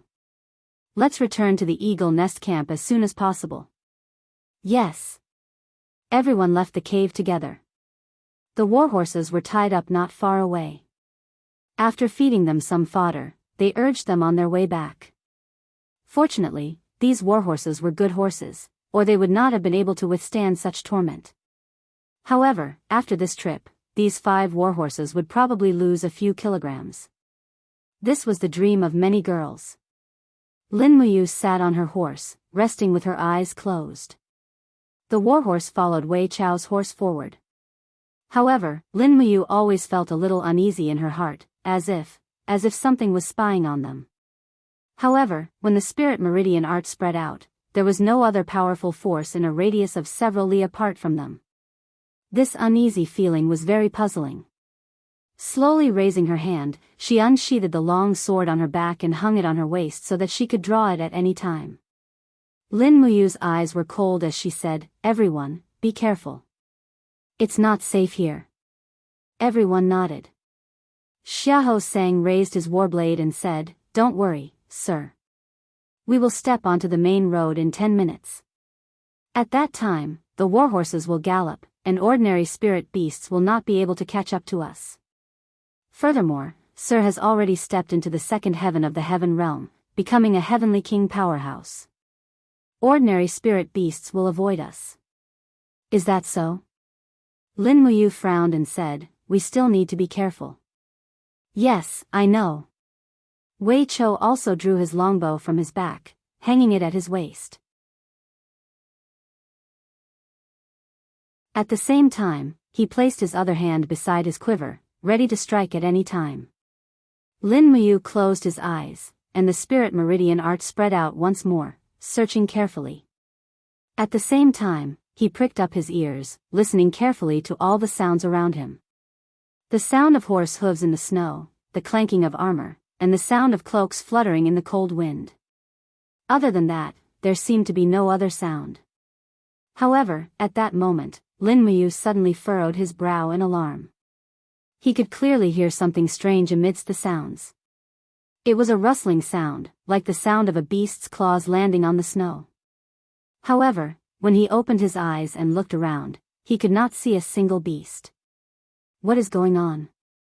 Lin Muyu clenched his teeth, and even began to doubt the spirit meridian art's spiritual sense. Where did this strange sound come from? Suddenly, his gaze fell to the back, and he saw a beast's palm print appearing on the snow with a rustling sound. However, he could not see the beast's figure. However, Lin Muyu had already confirmed that there was something following his group. His spiritual sense was not wrong, and his ominous premonition was not wrong either. Be careful behind you. Lin Muyu suddenly turned around, raised his hand to pull out the dragon spirit sword, and rushed in the opposite direction. The person at the back of the group was the royal guard, Han Shao, who had the strength of a level 54 battle saint. He turned around in astonishment, looked at the snow behind him, and said, "My lord, there's nothing?" Han Shao, be careful. Lin Muyu shouted loudly. Right at this moment, the scene in the air suddenly distorted. Amidst the roar of a wild beast, the figure of a scarlet beast suddenly appeared in the air in front of Han Shao. Its body was covered in fur, and its sharp claws swept past. Puchi. Han Shao, who was on the warhorse, suddenly sank. The armor from his neck to his lower abdomen shattered, as if it was slashed by a long knife.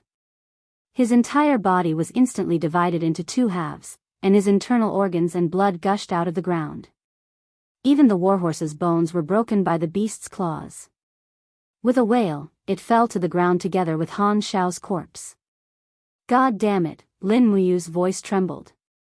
His anger and unwillingness made his body tremble uncontrollably. Han Shao died instantly, and the scene of his death was extremely tragic. What kind of spirit beast was this?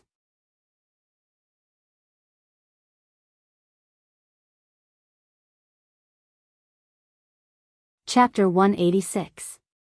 Roar roar, this crimson-furred spirit beast resembled a lion, but it wasn't one. Its head resembled that of a dragon, and its claws were extremely powerful. The spikes on its claws were close to 10 centimeters long, which was why it was able to dismember Han Shao with a single strike. Seeing that Lin Muyu was charging toward it, the beast let out an enraged roar and pounced toward her. Roar! It leaped into the air and unleashed the same attack, swiping its sharp claws toward Lin Muyu's neck. However, Lin Muyu wasn't Han Shao. She had a total of 4 layers of defense: black tortoise shell, dragon scale wall, azure rock armor, and battle armor. The beast's claws quickly landed on the black tortoise shell, and it instantly shattered with a resounding thump. However, Lin Muyu didn't miss such a golden opportunity. She raised her sword with both hands and swept it horizontally, the blade of her sword imbued with the power of true dragon essence flame and first light of dawn. Splat! The dragon spirit sword only managed to leave 2 gashes on the beast's front legs. Golden blood continued to drip onto the snow like scorching lava, quickly melting away all the snow within a meter of it. Roar roar! The beast let loose another enraged roar and stomped its hind legs into the ground, leaping up like lightning again. This time, it actually split its claws into 2 and tore apart the dragon scale wall and azure rock armor. It then opened its mouth and bit down toward Lin Muyu's neck. It was simply too powerful for Lin Muyu to take on, and she was forced to use her falling star steps to roll down the snow. Slap! The beast bit down on the ground, but it didn't even turn around. Instead, it swept its tail through the air like an iron whip, and there was no way Lin Muyu could evade it. She let out a muffled groan as the whip struck her back, and she immediately felt a scorching pain. This beast could almost break through the defenses of her battle armor with just its tail. Thankfully, she was wearing her battle armor. Otherwise, that attack would have definitely fractured Lin Muyu's spine, and she would have been in deep trouble. Save the Lord, hurry up! Xiahou Sang charged over with his steel saber. Lin Muyu rolled away, but she raised her hand and used her calabash vines to entangle the beast. Huge clumps of calabash vines broke through the ground and bound the beast tightly.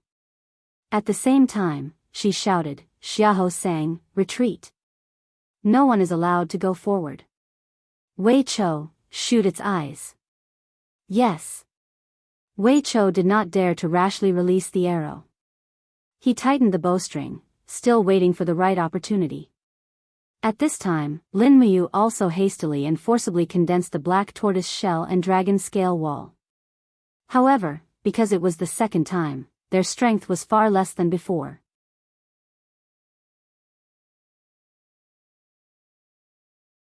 The dragon spirit sword suddenly flew out, and with the spiraling piercing power of the true dragon essence fire, it directly smashed into the mad beast's abdomen. That should also be its weak point, right? Pung! With a loud explosion, the dragon spirit's sword did not disappoint. It drilled a hole in the mad beast's abdomen, and golden blood spurted out. However, before the wound could be torn open, the mad beast raised its head and roared angrily. A powerful shockwave appeared, directly repelling the dragon spirit sword. At the same time, it also shattered the calabash vines. Lin Muyu opened her hand and controlled the dragon spirit sword from afar. At the same time, her left hand reached out and took out the demonic noise saber. Do Chi swirled around her as she slashed out. Roar! The mad beast did not show any mercy. It directly used its scalp to block the demonic noise saber. With a dang sound, the demonic noise saber was blasted away. However, only some skin on the top of its head was sliced open. Its head was really hard. Seeing the mad beast charging at her, Lin Muyu did not retreat. She suddenly pulled back her right hand, her face full of anger.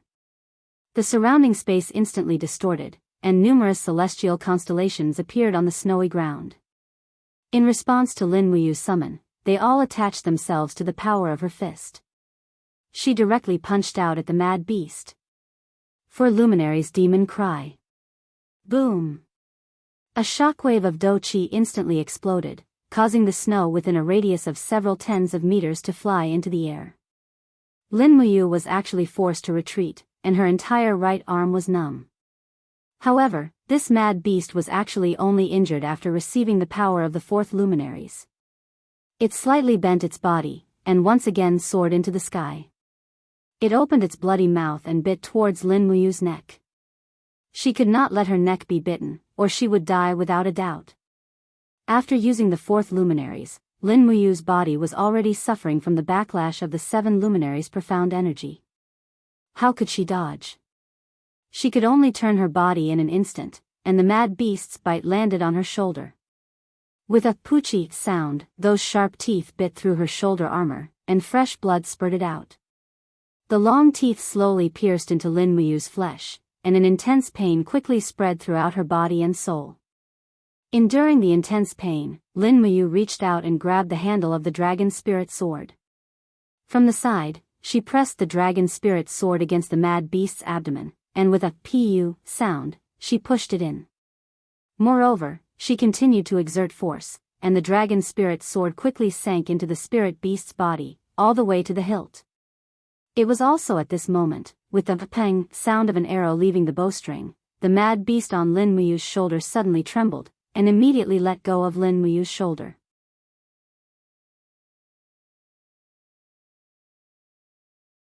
It howled miserably, and an invisible poisonous arrow entered its eyes. It was none other than Wei Chou who had shot this arrow. Roar roar, the mad beast retreated continuously, broke free from the dragon spirit sword, and quickly ran backwards. When Wei Chou wanted to shoot it again, he discovered that the mad beast had leaped up, and its body glowed with a golden light as it disappeared into the air, leaving only a trail of blood on the snowy ground. Ah, Lin Muyu couldn't help but let out a miserable howl. Her face was ashen as she fell to the snowy ground, and a sharp pain came from her shoulder.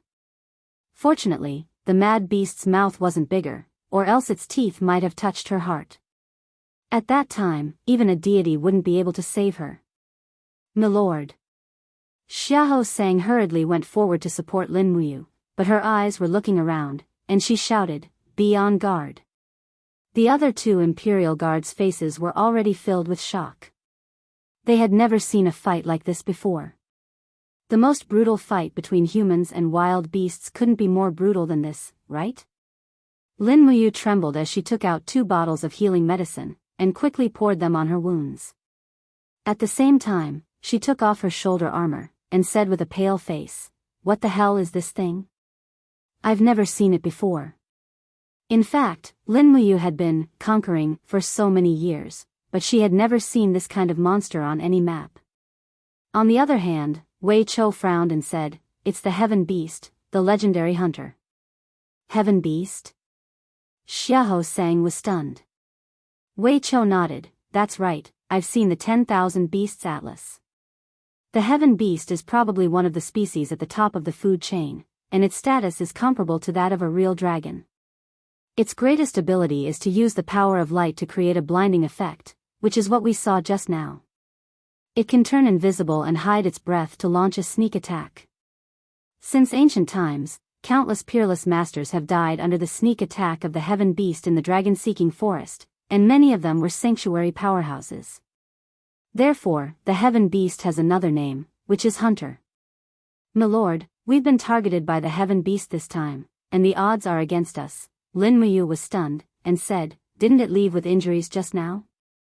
There was a trace of fear in Wei Chou's eyes as he said, "I'm afraid that's not the case. The Heaven Beast is a natural revenant. As long as it targets its enemy, it will definitely not stop until they die. Even if it's injured, it will definitely come back again. We should leave this place quickly, the further the better.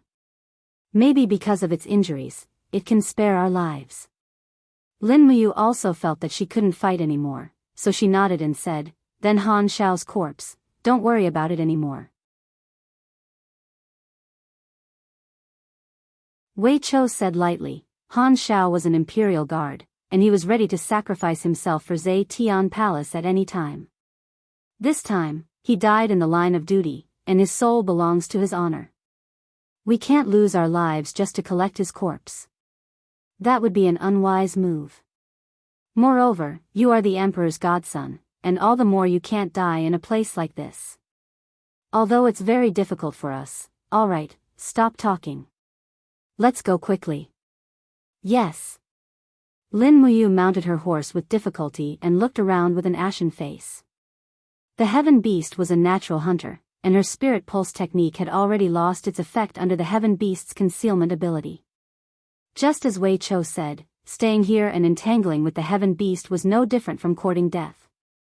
She abruptly whipped the warhorse, and it quickly galloped away in the snow. Everyone's mood was extremely heavy. They originally thought they had easily completed their mission, but they didn't expect to be targeted by an evil beast like the Heaven Beast right before they left. It was hard to say whether they would live or die. While running wildly, Wei Chou said, "I saw clearly just now that this Heaven Beast has a lifespan of 13,400 years. It can be said to be a divine beast. We're already very lucky to be able to injure it, so we should go as far as we can, more than 10,000 years?" Xiahou Sang was speechless. Wei Chou faintly smiled. The Heaven Beast's predecessor was a monocultation beast, a legendary spirit beast that can absorb moonlight. Therefore, wherever there is a monocultation beast, there is no moonlight. When a monocultation beast cultivates for more than 10,000 years, it will undergo a tribulation transformation and evolve into a Heaven Beast. According to the Myriad Beast Atlas, Heaven Beasts are rarely seen in the world. I really don't know if we're lucky or just unlucky for 8 lifetimes. Lin Muyu's mood was heavy, and her expression was solemn. She kept circulating the dragon forging bone remnant scroll to speed up the healing of her injuries. At this time, she had another ominous premonition. He felt that something was staring at them. That's right, he had the same feeling before. It seemed that the power provided by the spirit pulse technique had become an instinct. He could sense that the Heaven Beast was staring at them, but he didn't know where it was. Perhaps Lin Muyu also had an unshirkable responsibility for Han Shao's death. At this moment, Lin Muyu felt true fear. He could even feel the Heaven Beast's contempt and determination toward him. It wanted to devour his soul and flesh. This was the feeling the heaven beast gave him. A few minutes later, Lin Muyu narrowed her eyes, and her entire body suddenly brimmed with a murderous aura. If they didn't kill the heaven beast, how could they face Han Shao's spirit in heaven?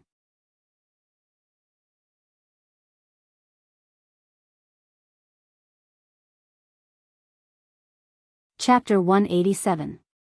Late at night, they decided to take a break and set up camp under a cliff. Wei Chou lit 3 bonfires and protected Lin Muyu at the spot closest to the cliff. This way, they could guard against the heaven beast's sneak attack.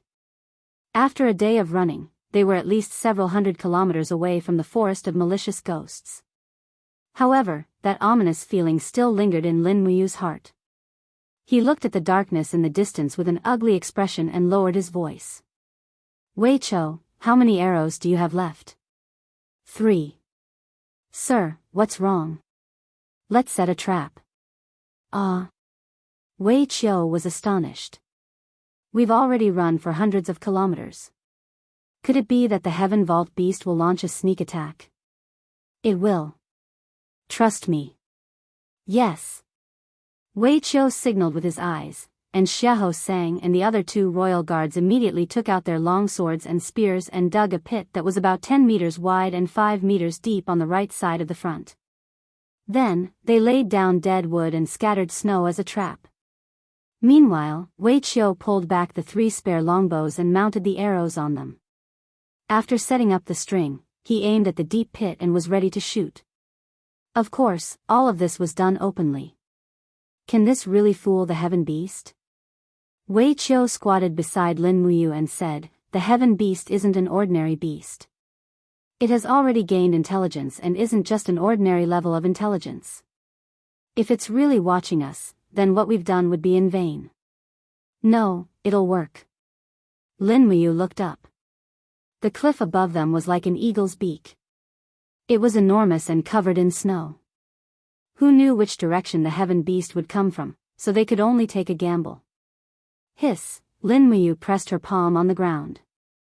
The calabash vines silently entered the ground and frantically stirred and squeezed, separating the soil under the ground. Soon, Lin Muyu quietly completed a trap. It wasn't wide, no more than 5 meters, but 10 meters deep. Don't let anyone walk around there. Tie the horses and don't let them move. Lin Muyu pointed at the snow not far away. Wei Chou seemed to realize something and nodded. Okay. Although Xiahou Sang and the other 2 royal guards were very nervous, they maintained a trace of calmness. If it were a weaker person, they would have already broken down. A 13,400-year-old spiritual beast was staring at them, ready to launch a fatal attack at any time. Furthermore, this spiritual beast could even turn invisible. This was a pressure that no one could withstand. Go to sleep. I'll wake you up when it comes, Lin Muyu said calmly. You can really sleep? Wei Chou was stunned. Lin Muyu curled her lips and lowered her voice. Don't be so honest. Can't you pretend to be asleep? If we don't sleep, this injured heaven beast definitely won't attack us. Got it. Heh, everyone leaned against the rock wall and took a short nap. The flickering flames reflected on their cheeks, giving them a peaceful feeling. Although Lin Muyu closed his eyes, he fully activated his spiritual perception. He could almost confirm that the heaven beast was staring at them not far away. The heaven beast could turn invisible and hide its aura, and the spiritual pulse technique couldn't detect it. However, thanks to the heavy snow, the ground was covered with snow. As long as the heaven beast came, the sound of its paws stepping on the snow wouldn't escape Lin Muyu's ears, no matter how low its voice was. As the cold wind whistled, Lin Muyu had to distinguish the heaven beast's footsteps from the sound of the wind. He frowned and held the dragon spirit sword in his arm. Although he looked like he was sleeping, his spirit was completely tense. After an unknown amount of time, the heaven beast seemed to be an experienced hunter. It fought with Lin Muyu and the others in a battle of wits and courage, patiently waiting for the best opportunity. Just when one of the royal guards started snoring, the heaven beast finally moved. Rustle, rustle. Lin Muyu clearly heard the sound of the heaven beast stepping on the snow. He needed to determine how far the heaven beast was and when it would attack. This was especially important. Don't move. Be careful. It's coming, Lin Muyu said in a voice as soft as a mosquito. Wei Chou and the others were all solemn, but they still maintained their sleeping posture. Rustle, rustle, the footsteps got closer and closer. When the heaven beast was less than 10 meters away, Lin Muyu suddenly opened his eyes and said, "It's coming. Everyone, be on guard." Everyone drew their swords and sabers. Just at this moment, a beast's roar reverberated in the air. The heaven beast revealed itself the moment it launched its attack. Wei Chou hastily drew his longbow, and an arrow left the bowstring with a whoosh. However, the heaven beast was originally attacking from the right. Just as it was about to step into the trap prepared by Wei Chou and the others, it suddenly stopped and dodged Wei Chou's arrow. Instead, it attacked from the left. Moreover, the corner of the heaven beast's mouth curled up slightly as if it was laughing at Wei Chou and Lin Muyu's stupidity. Roar! The heaven beast roared and pounced over, covering at least 5 meters with this leap. Lin Muyu flipped over and raised her right arm. Demonic energy danced around her fist, and the second glory, which had the strongest single-target killing ability, was instantly launched. Bang! The heaven beast roared angrily. Although it had thick skin and thick flesh, it blocked the second glory's attack with its spiritual power. However, its body fell from the ground, crushing the trap set by Lin Muyu with a crash and falling down involuntarily. Lin Muyu leaped up with her sword in hand. Her battle boots stepped on the rock wall as she leaped up for nearly 10 meters. In the instant she spun around, she slashed out with her sword aura. With a kacha sound, the eagle beak-shaped rock above her was cut in half. In an instant, a huge rock weighing at least 10 tons fell from the sky, falling straight into the trap. Roar! The heaven beast opened its sharp claws and was climbing up when it saw a huge rock falling from the sky. Bang! The rock hit its head, and it immediately screamed in pain as it was pressed to the bottom of the trap by the huge rock. This was a trap that was nearly 10 meters deep. It wasn't easy to climb up after being pressed down by the rock. Great plan, madam. Wei Chou suppressed the raging waves in his heart and asked, "Is it dead?" "No, it's not dead." At this moment, the heaven beast was roaring angrily. Lin Muyu's spiritual perception could sense that its strength was only slightly weakened. It wasn't really crushed to death by the rock. If it could be crushed to death so easily, it probably wouldn't deserve to be called a divine beast. Let's go and leave this place while it's night. It still needs some time to struggle up. Yes. Wei Chou raised his demon-devouring bow and shot 7 to 8 arrows at the heaven beast's sharp claws. With an angry expression, he said, "This beast killed Han Shao. I really want to tear it into pieces. Let's go. There will be opportunities in the future." Yes. The group rode away under the cover of the night, but Lin Muyu's mood didn't relax at all. She knew that the heaven beast wouldn't give up so easily. The heaven beast's mentality seemed to be similar to that of many scum humans. Because of a slight disagreement, it would want to kill someone. It was very rare to see a spirit beast that held a grudge and was so narrow-minded. After galloping for a day and a night, the four quickly arrived at the edge of the dragon-seeking forest. They were only half a day away from Lanyan City. However, the warhorses were so tired that they couldn't run anymore and needed to rest. Even Lin Muyu's warhorse was foaming at the mouth. If it didn't eat and rest, it would definitely die on the spot. This time, they chose a cave as their campsite.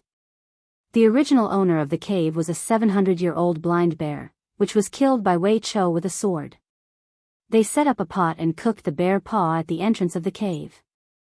This time, Lin Muyu finally didn't feel like she was being watched. It seemed that the heaven beast was crushed by the huge rock and couldn't get up anymore. This was a good thing. However, just as she was enjoying the bear paw soup, that feeling came again. Damn it, Lin Muyu cursed angrily and put down the soup in her hand. At the same time, she extended her spirit pulse technique. This time, she could actually lock onto the Heaven Beast's position. It seemed that the Heaven Beast was too injured last time and could no longer hide its aura. However, with the Heaven Beast's strength alone, it could still easily kill Lin Muyu and the others. The Heaven Beast was hiding in the forest less than 100 meters in front of them. Under her spiritual perception, the Heaven Beast's aura had become much weaker. This was thanks to the arrows shot by Wei Chou with the demon-devouring bow. The demon-devouring bow refined the soul of a highly toxic spirit beast, so the continuous poison infection had reduced the Heaven Beast's strength to less than 50%. However, Lin Muyu was already injured, and her strength was also reduced to less than 60%. If they really fought, the Heaven Beast could easily kill them and leave after having a midnight snack. However, the Heaven Beast was too cautious. It was still waiting for an opportunity. Perhaps the Heaven Beast didn't even know that its location had been seen by Lin Muyu. Looking in her universe bag, there were still a few bottles of spirit concentration powder left. She took them out and said to Wei Chou, Xiahou Sang, and the others, each of you drink 1 bottle of this medicine. Hurry up. What is this? Wei Chou asked in astonishment. Something that can save your lives. Hurry up. Okay. The 3 of them completely believed in Lin Muyu's words and immediately drank it. Lin Muyu also drank 1 bottle. Then, she took out a bottle of Qingfeng drunk and poured it in front of the cave. The medicine dispersed with the wind, and the Heaven Beast within 100 meters couldn't avoid it even if it didn't want to. The Heaven Beast was cautious by nature, but it was at a disadvantage here.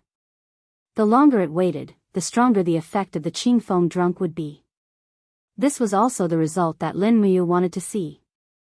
After a full 4 hours, when Wei Chou and the others were about to fall asleep, the Heaven Beast finally moved and slowly walked out of the forest. Although it was still invisible, Lin Muyu's spiritual perception had already locked onto it. He immediately opened his eyes vigilantly and said, "Be careful, it's coming again, madam, what should we do?" Wei Chou's eyes were filled with despair. Lin Muyu smiled. "It's fine this time. You can blind its other eye first, and I'll chop it up."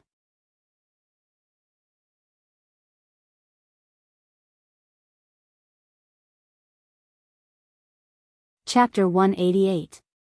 Swoosh, swoosh, golden gourd vines rose from the ground and quickly bound the invisible Heaven Beast.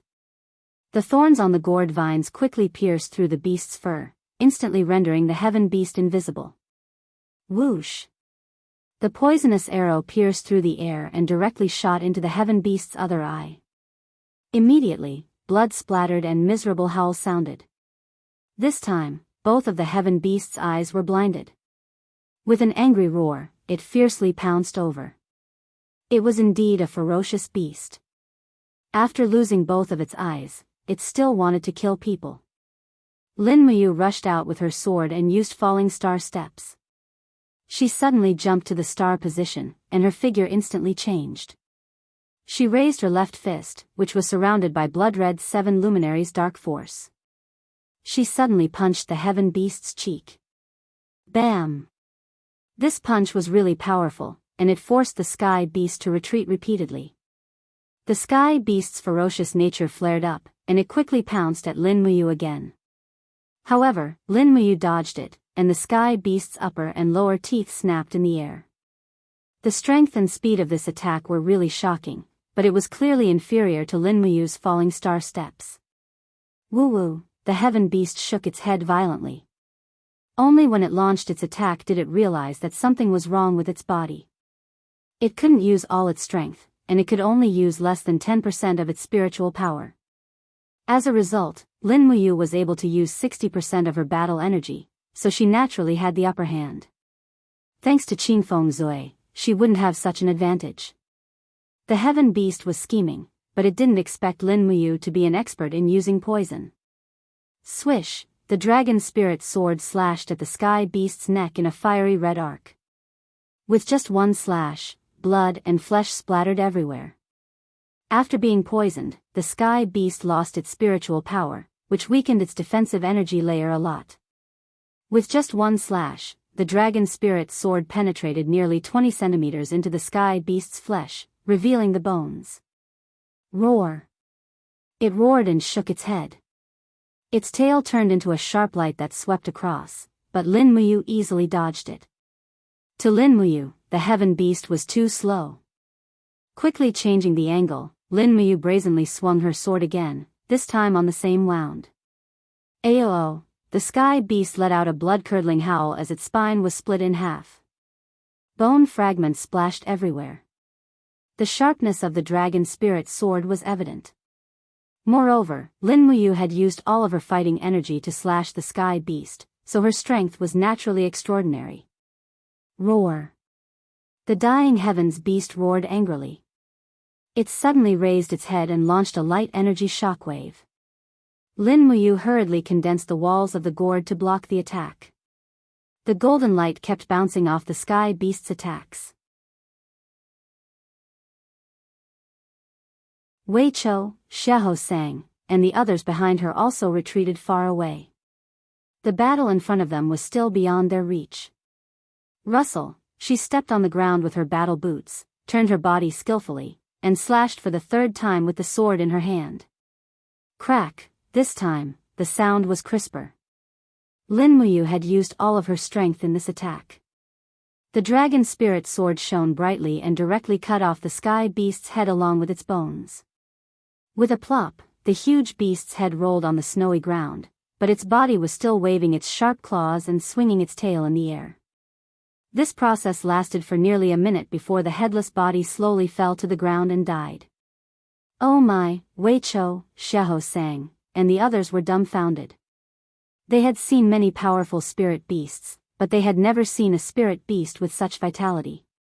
It's done. Lin Muyu sat on the snowy ground and held the sky beast's head with one hand. She sneered and said, "You beast injured the umbrella dragon mother and son and waited there for an opportunity. In the end, you targeted us and followed us from the forest of malicious spirits all the way to Lanyan City. You didn't expect to end up like this, did you?" Wei Chou walked forward and patted Lin Muyu's shoulder. He laughed heartily and said, "Commander, we finally don't have to die under the sharp teeth of the sky beast." It was the joy of escaping from death. Lin Muyu gritted his teeth in pain. Wei Chou's inadvertent slap landed on his wound. "Ah, I'm sorry, Commander. I got carried away and deserved to die." Wei Chou hurriedly cupped his fists and knelt in front of her. Lin Muyu couldn't help but smile. "Get up. It's okay. It wasn't easy to kill this sky beast. Everyone worked hard. But, when we return to Lanyan City, we must not mention this sky beast and pretend it never happened. Just say that Han Xiao died in the line of duty while fighting the Umbrella Dragon." "Why is that, madam?" Xiahou Sang said blankly, "The sky beast is the nightmare of all cultivators. Madam, you killed this sky beast with your own strength and ingenious plan. You're the only person in Lanyan City who can do this. Why do you want to hide the truth?" Lin Muyu shook her head with a smile. "It's precisely because very few people can kill a sky beast that we have to keep our mouths shut. If the Divine Marquis Estate and military police camp know that we killed the sky beast, believe it or not, military police camp will definitely send people to investigate us. Maybe they'll even think of stealing the sky beast's spirit stone. It's always good for us to keep a low profile." Wei Chou cupped his fists and said, "Commander is wise. I agree." Xiahou Sang didn't really understand, but he still cupped his fists and said with a smile, "Xiahou Sang, I'm a boor and don't understand these things. But don't worry, Xiahou Sang will keep my mouth shut. Okay." Lin Muyu stood up and used the dragon spirit sword to cut open the sky beast's skull.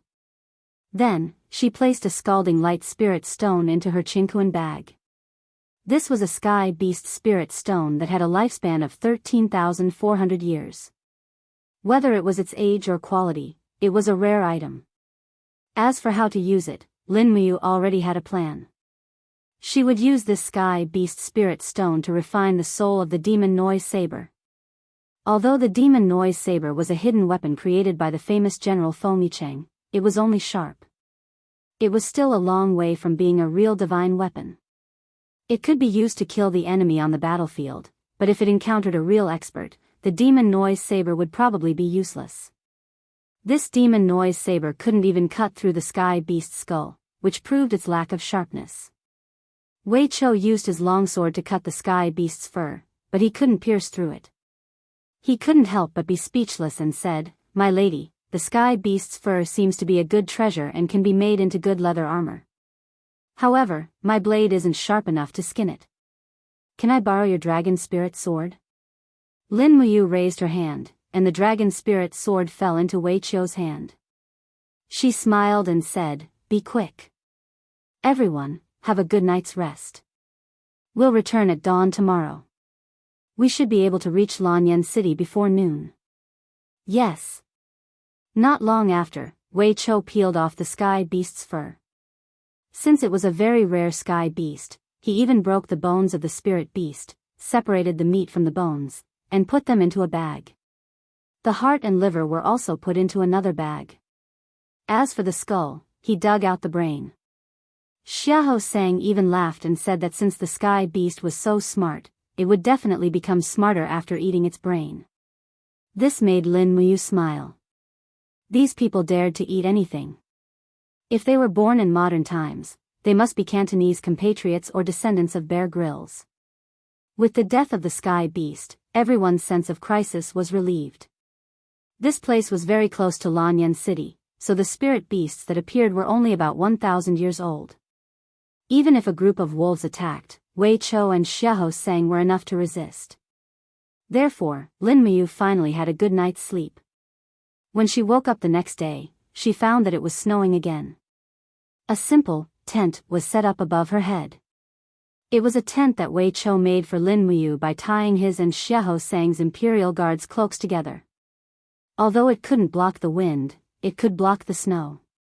Lin Muyu had been too tired these days. Wei Chou and Xiahou Sang understood that, so they took care of this superior who had saved their lives more than once. In the morning, they had a delicious soup made from the sky beast's heart. It tasted pretty good. The sky beast had been at the top of the food chain all its life, but now it had become a piece of meat in someone else's soup pot. It was really miserable. After eating, they drank some wine and warmed up before setting off. They galloped at full speed and arrived at Lanyan City before noon.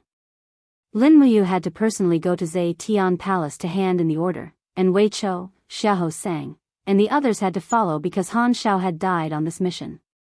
Every Imperial Guard was personally appointed by the Emperor, so every one of them was very important. The death of an Imperial Guard in the line of duty was a big deal in itself.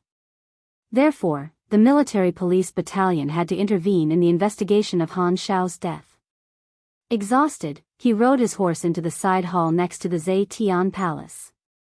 Zhe Tian Palace's supervisor, Che Qiong, was sipping wine with her eyes closed. Outside the door, Lin Muyu cupped her fists and said, "Master Che Qiong, the Eagle Nest Camp is here to hand in the order. We have found the 6,000 years worth of light spirit stones." "What, so fast?" Che Qiong stood up and wiped the grease off his mouth. He smiled and said, "Madam Lin Muyu, please come in." Lin Muyu held a piece of black cloth in his hand, and on top of the cloth lay the spirit stone, which was glistening.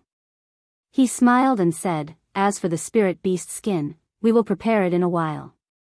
Just send this over for now." "Okay, Commander, thank you for your hard work." Che Qiong smiled and said to the group of people behind him who were drinking together, "Madam Yuchi Yen, the spirit stone has been found. Soon, you will be able to forge a divine weapon that Her Highness Yin will admire." Among the crowd, a man about 30 years old with an imposing appearance stood up and walked over. He grabbed the spirit stone and weighed it in his hand. He smiled and said, "There is a full 6,500 years of light spirit power stored. With this treasure, I will definitely be able to forge a long sword that will embarrass many blacksmiths in Lanyan City. Humph, Her Highness Een will definitely be satisfied and look at me in a new light. Lin Muyu stood there quietly. Her shoulder was still wrapped in bloody gauze. Wei Chou frowned and said in a low voice, "Madam, this Yu Qi Yen did not even look at you. He is extremely rude." Lin Muyu said lightly, "It's okay. Let's go back." "Yes." At this moment, a eunuch announced from outside, "Her Highness Qin Een has arrived." Lin Muyu could not help but smile. Xiao Een is really well informed. Wei Chou also smiled and said, "Yes, after all, you have been away from Lanyan City for 5 days.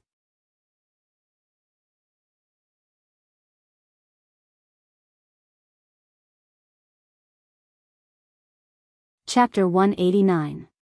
Big Brother Yu. Qin Een had an enchanting smile on her face.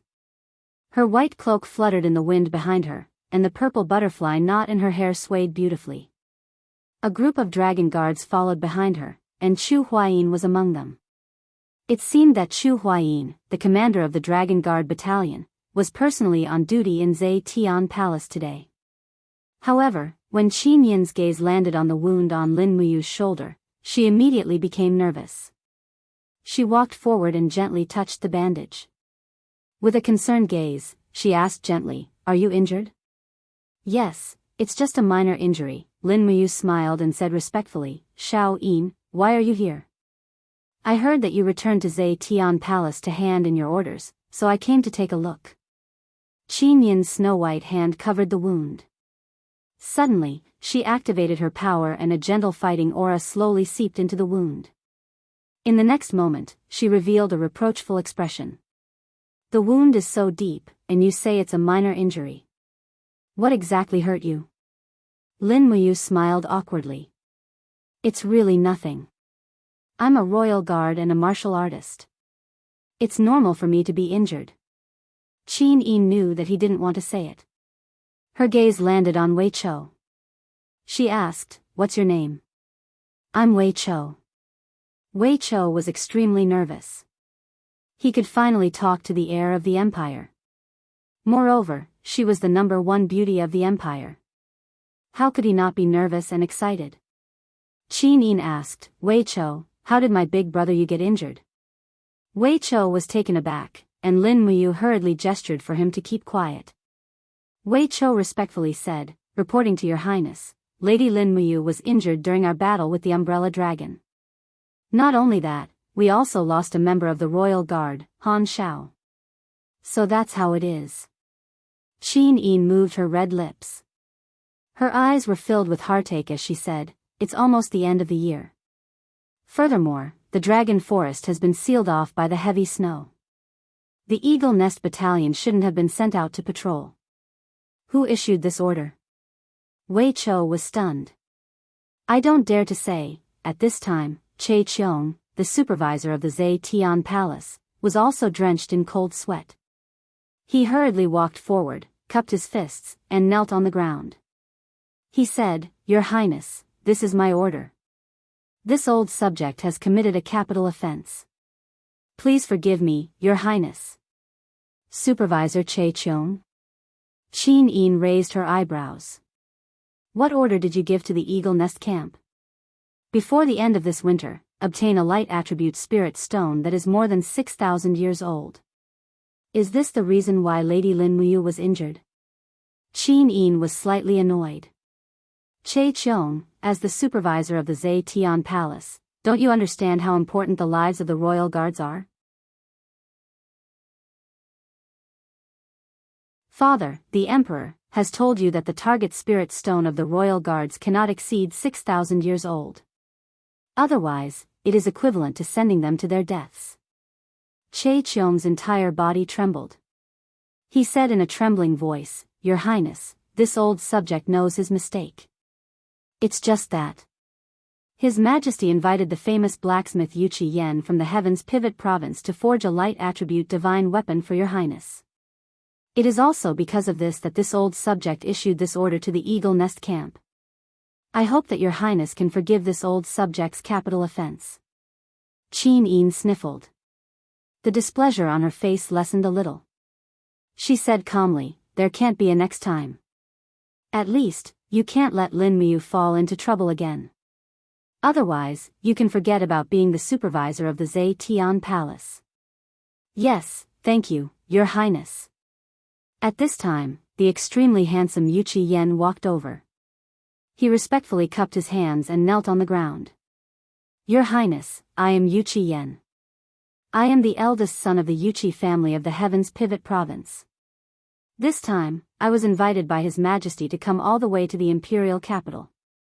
I am only willing to forge a sword that is at least profound grade rank 4 or above for your highness. If it can make your highness smile, I am willing to die 10,000 times. Ever since Qin Yin became an adult at the age of 16, she had always been regarded as the #1 beauty of the empire. The legend of her unparalleled beauty had long been known by the whole world. Therefore, the children of the major provinces naturally could not stop admiring this heir of the empire. The Yu Qi family was also considered to be illustrious in the Heaven's Pivot Province. They had a wide influence. Yu Qi Yen wanted to use this time's forging to get close to Qin Yin. In the face of Yu Qi Yan's reverence, Qin Yin maintained the majesty and cultivation of the eldest princess. She gracefully bowed and said, "Then I will have to trouble Lord Yu Qi Yen." Yu Qi Yen smiled slightly. Your highness need not be angry at Lord Che Cheong. After all, he gave this order for your weapon. Moreover, the royal guards are loyal soldiers who are willing to die for the emperor. Even if they die in the line of duty for your highness' weapon, it would be an honor for them. Your highness, am I right? Qin Yin's pair of beautiful eyes flashed with anger. She still maintained a seductive smile.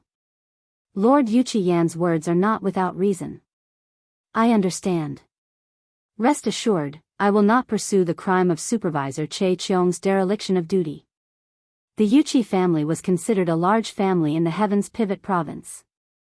They had their own strengths in smelting iron, commerce, and so on. They even directly supplied weapons to the imperial army stationed in the Heaven's Pivot Province. They also had very close relationships with many of the imperial army's generals. Qin Yin naturally could not offend the Yu Qi family over such a small matter, so her words were still very appropriate. Yu Qi Yen respectfully cupped his hands and bowed again. Your highness, this lowly one has already smelted the 10,000-year black iron for many days. I only lack a spirit stone. This spirit stone came at the right time. I will smelt this weapon tonight. If your highness does not mind, why not write the 2 words Qin Yin for this lowly one? This lowly one can then engrave these 2 words on the blade. With your highness's name engraved on it, this sword will certainly be passed down through the ages. Lin Muyu furrowed her brows and thought to herself, this Yu Qi Yan's flattery skills are really not ordinary. His demeanor is also very obedient and humble. If it was any other girl, they would definitely submit very quickly, right? Wei Qiu, on the other hand, sneered, and said softly, what a good flatterer. Lin Muyu was shocked. Son of AB****, Wei Qiu, how could you be so honest? Your lowered voice cursing was almost the same decibel as the sound of an airplane engine. It was deafening.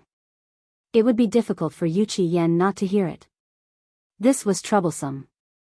As expected, Yu Qi Yen raised his sword-like eyebrows and looked at Wei Qiu, saying, this lowly one has always lived in Divine Shadow City in Dubhe Province. I did not know that the Imperial Guards of Lanyan City actually had such a rude person. Her Highness Qin Yin's beauty is unparalleled and her fame is well known throughout the world. Among the younger generation of the Empire, how many men do not admire Her Highness? How did my sincere heart become flattery in your mouth? Commander Lin Muyu, don't you think it's time for you to discipline your subordinates? Lin Muyu cupped her fists and said with a smile, all right, I will discipline them strictly when I return. I have troubled Lord Yu Qi. He looked like a stinking hooligan, and Yu Qi Yen could not continue to blame him.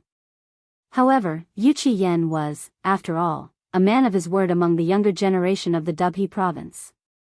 How could he swallow this vexation?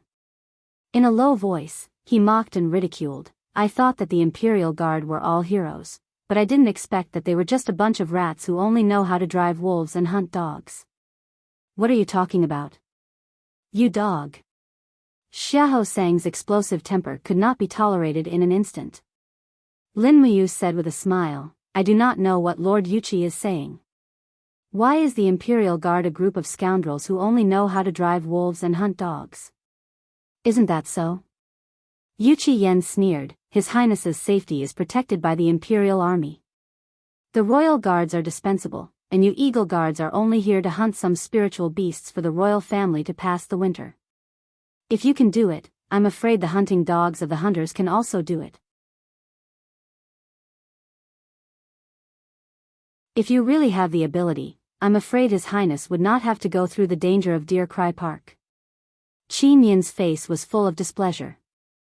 Lord Yuqi, enough. Lin Muyu did not buy it. She reached out and blocked in front of Qin Yin. She looked at Yuqi Yen and said indifferently, Do you know how many Imperial Guards died in the danger of Deer Garden? Yuqi Yen, who do you think you are?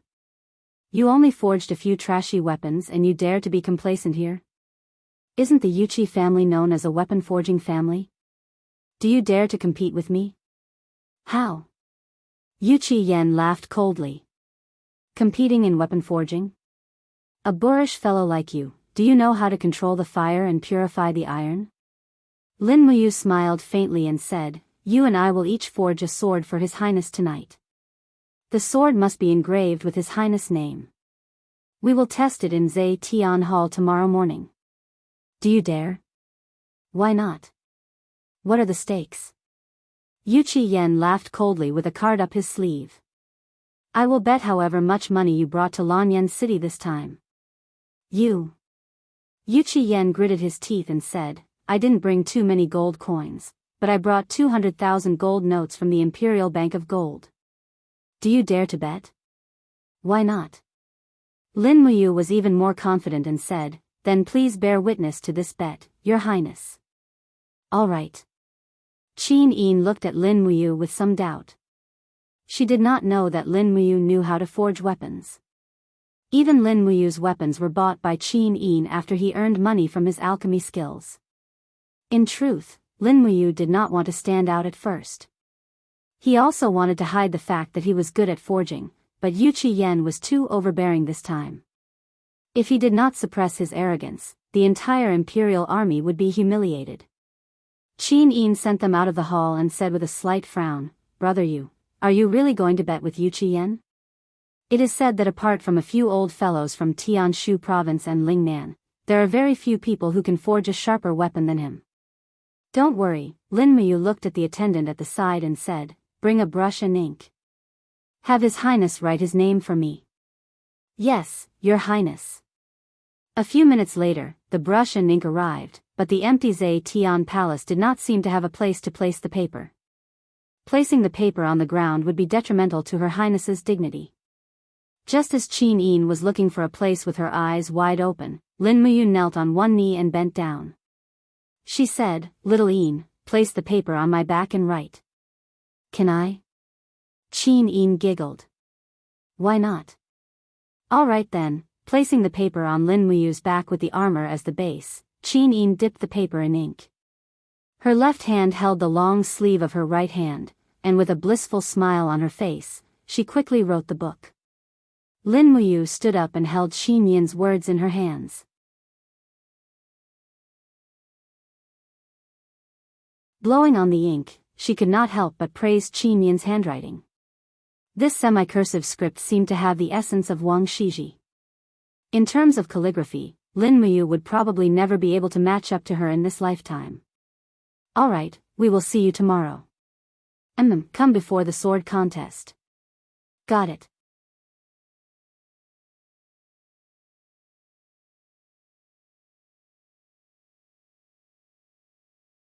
Chapter 190.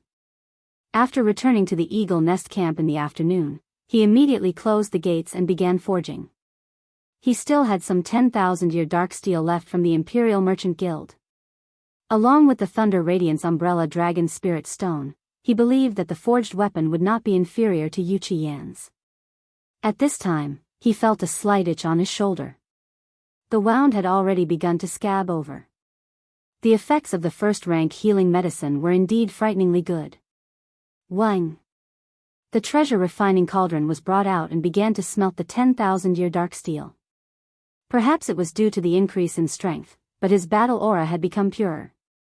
In less than an hour, nearly 30 kilograms of 10,000-year dark steel had been completely melted. Strands of starlight rose from the molten iron, and under the burning of the 6th-level heavenly flame, the purity was quickly refined. Not long after, the 30 kilograms of dark steel had become around 20 kilograms. This was also what Lin Muyu wanted to see. Although Qin Yin's cultivation was not ordinary, she was still a girl. The sword she used could not be too heavy, at least not as thick and heavy as her dragon spirit sword. She took out the 10,000-year umbrella dragon spirit stone and placed it into the treasure refining cauldron. After about 2 hours, the umbrella dragon spirit rushed out from the spirit stone and howled towards Lin Muyu. Dang! The treasure refining cauldron's flame barrier quickly repelled the umbrella dragon's attack. Lin Muyu pulled out the dragon spirit sword and slashed out with a roar. Immediately, a formless aura enveloped the area, and the sword light destroyed the umbrella dragon's beast spirit. The beast spirit's power immediately surrendered and slowly sank into the molten iron. This was considered complete. Lulu. Lin Muyu called out and said, "I want to forge a sword for Xiao Yin. Help me choose a sword model that is suitable for girls, the more elegant and refined ones." Lulu chuckled. "All right. Fortunately, I brought along the weapon database when I transmigrated with you. There are many, many sword models. Lulu will help you select a few for you to choose from." "All right." Not long after, a series of light screens appeared in front of Lin Muyu. Lulu picked out more than a dozen elegant and exquisite sword models, and almost every one of them was very beautiful. Finally, Lin Muyu chose one of them. The blade was ordinary in width, but it was very thin. Moreover, the body of the sword was engraved with a simple flower totem, which matched the shape of the empire's purple Yinghua very well. Afterwards, Lin Muyu unfolded the handwriting of Qin Yin's name and said, "Lulu, scan the outline of these 2 words and engrave them on the blade near the hilt. Is that okay?" "A piece of cake." Lulu's light form danced in the air above the paper, and very soon, the engraving of the 2 words, Qin Yin, appeared on the sword model. This sword was slowly taking shape. Lin Muyu closed her eyes and poured her spirit sense into the blade, starting to refine the compound edge. This kind of edge came from modern weapon forging techniques, but it was compatible with ancient weapon forging techniques. This was also one of the reasons why Lin Muyu's weapons were so sharp and sturdy. The dragon spirit had been tempered into a total of 10 compound edges, but perhaps because the iron and the purity of the refined soul weren't high enough, Lin Muyu couldn't continue after she had tempered 8 compound edges. However, it was still not bad. At the very least, this sword's grade was definitely far higher than the Prairie Fire sword. An entire afternoon was spent on this sword, and the forging was finally completed before dinner. Puchi. When Lin Muyu placed the sword into the pool, steam immediately filled the air. Lin Muyu reached into the water and fished out the sword. She smiled and said, "This sword does not have a name yet. Since Little Yin's name is on the hilt, I will call it the Purpling Sword." Lulu chuckled and said, "A good name." Lin Muyu channeled her strength into the purpling sword, and in the next moment, a golden dragon light appeared around the blade, proving that this sword had already entered the saint rank. "Congratulations, big brother. This is a 7th tier saint rank sword," Lulu said with a smile. Lin Muyu nodded with a smile. She found a scabbard that suited her ears better from the spare scabbard in the room and sheathed it with a clang. The sound of the sword ringing lingered for a long time. It was indeed a good sword. In fact, it wasn't much inferior to Qin Jin's Desolation sword. Next was the real highlight. It was time to reforge the demonic noise saber. Drawing out the demonic noise saber from the pouch at her waist, she spread her hands and gathered her fighting chi between the blades. She controlled the demonic noise saber to form a four-edged flying saber. This was the true form of the demonic noise saber, and it was also the form with the strongest killing power. It had an extremely strong penetrative and destructive power. However, against a true expert, the demonic noise saber would be useless. Lin Muyu took a deep breath and threw the demonic noise saber into the cauldron. He sighed inwardly. This is the famous weapon created by the famous General Feng Yi. What will it become in my hands? At this time, Wei Chao's voice came from outside. "My lord, it's time for dinner. Would you like to come out and eat something?" "No need, just leave dinner for me."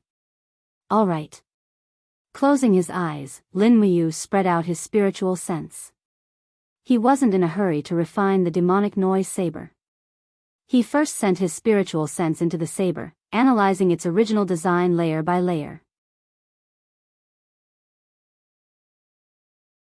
In the end, he discovered that the internal force of the demonic noise saber was extremely mysterious. There were layers upon layers, and the structure was actually somewhat similar to the molecular structure of a diamond.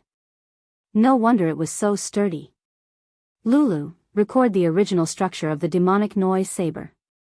Later, we will refine it according to this method. Yes, big brother. At this time, Lin Muyu couldn't help but smile inwardly. Bringing Lulu along when he transmigrated was like bringing along a supercomputer. The reason why he was able to live so smoothly in Lanyan City was because of Lulu's contribution. The heavenly fire slowly lingered around the demonic noise saber. It didn't completely melt it, but refined and purified it layer by layer. It turned out that the person who created the demonic noise saber definitely didn't have such exquisite craftsmanship. In terms of purity, it was much inferior. Furthermore, Lin Muyu also discovered that the metal of the demonic noise saber was very mysterious. It didn't belong to the categories of dark iron, cold iron, or wrought iron. It was somewhat similar to the iron of the dragon spirit sword. It was an unknown metal brought by a meteorite from outer space, but its hardness and strength were undoubtedly strong. After about 3 hours of tempering, all the impurities in the demon noise saber had been purified. The entire demon noise saber had shrunk by almost a size. However, the blade was glowing, sharper, and more nimble. At this time, the crucial moment had arrived. It was time to refine the 13,400-year-old sky beast spirit stone. Lin Muyu took a deep breath. With a grave expression, she placed the heaven beast spirit stone into the crafting cauldron as if she was facing a formidable enemy. Needless to say, the beast soul backlash from this spirit stone would definitely be extraordinarily strong. In fact, Lin Muyu was already mentally prepared to fight to the death. Moreover, the heaven beast was beheaded by her in 3 slashes, so its hatred for her wasn't small. It wouldn't be easy to make this ferocious beast's soul completely submit to her. However, if she couldn't truly tame the heaven beast's soul, then the plan to reforge the demonic noise saber would be considered a failure. Roar roar, the faint roar of the heaven beast came from the spirit stone, sending a chill down Lin Muyu's spine. The heavenly fire in the crafting cauldron lingered around the spirit stone like a skirt, burning and refining it inch by inch. The heaven beast's spirit stone was extraordinarily stubborn. Fortunately, Lin Muyu's battle aura had become extremely pure under the refinement of the dragon forging bone remnant scroll and was far more vigorous than cultivators of the same rank. Even so, it took her nearly 5 hours to successfully refine the spirit stone in the middle of the night.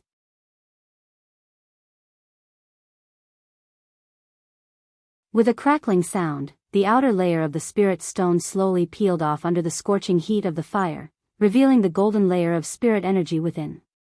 "It's coming," Lin Muyu's heart trembled. Sure enough, an invisible beast soul pounced toward her in a golden light. The heaven beast finally launched its counterattack. With a pang sound, it directly smashed the flame barrier of the crafting cauldron. However, Lin Muyu was already prepared. She opened her right hand, and the dragon spirit sword rotated rapidly. The dragon flame spiral break pierced the abdomen of the heaven beast's beast soul. Pang! Energy collided, and the dragon's spirit sword directly pierced the beast's soul's abdomen. It was deeply embedded and couldn't be pulled out. However, it seemed like it couldn't completely injure or tame this unyielding beast's soul. Lin Muyu turned around and took a few steps back.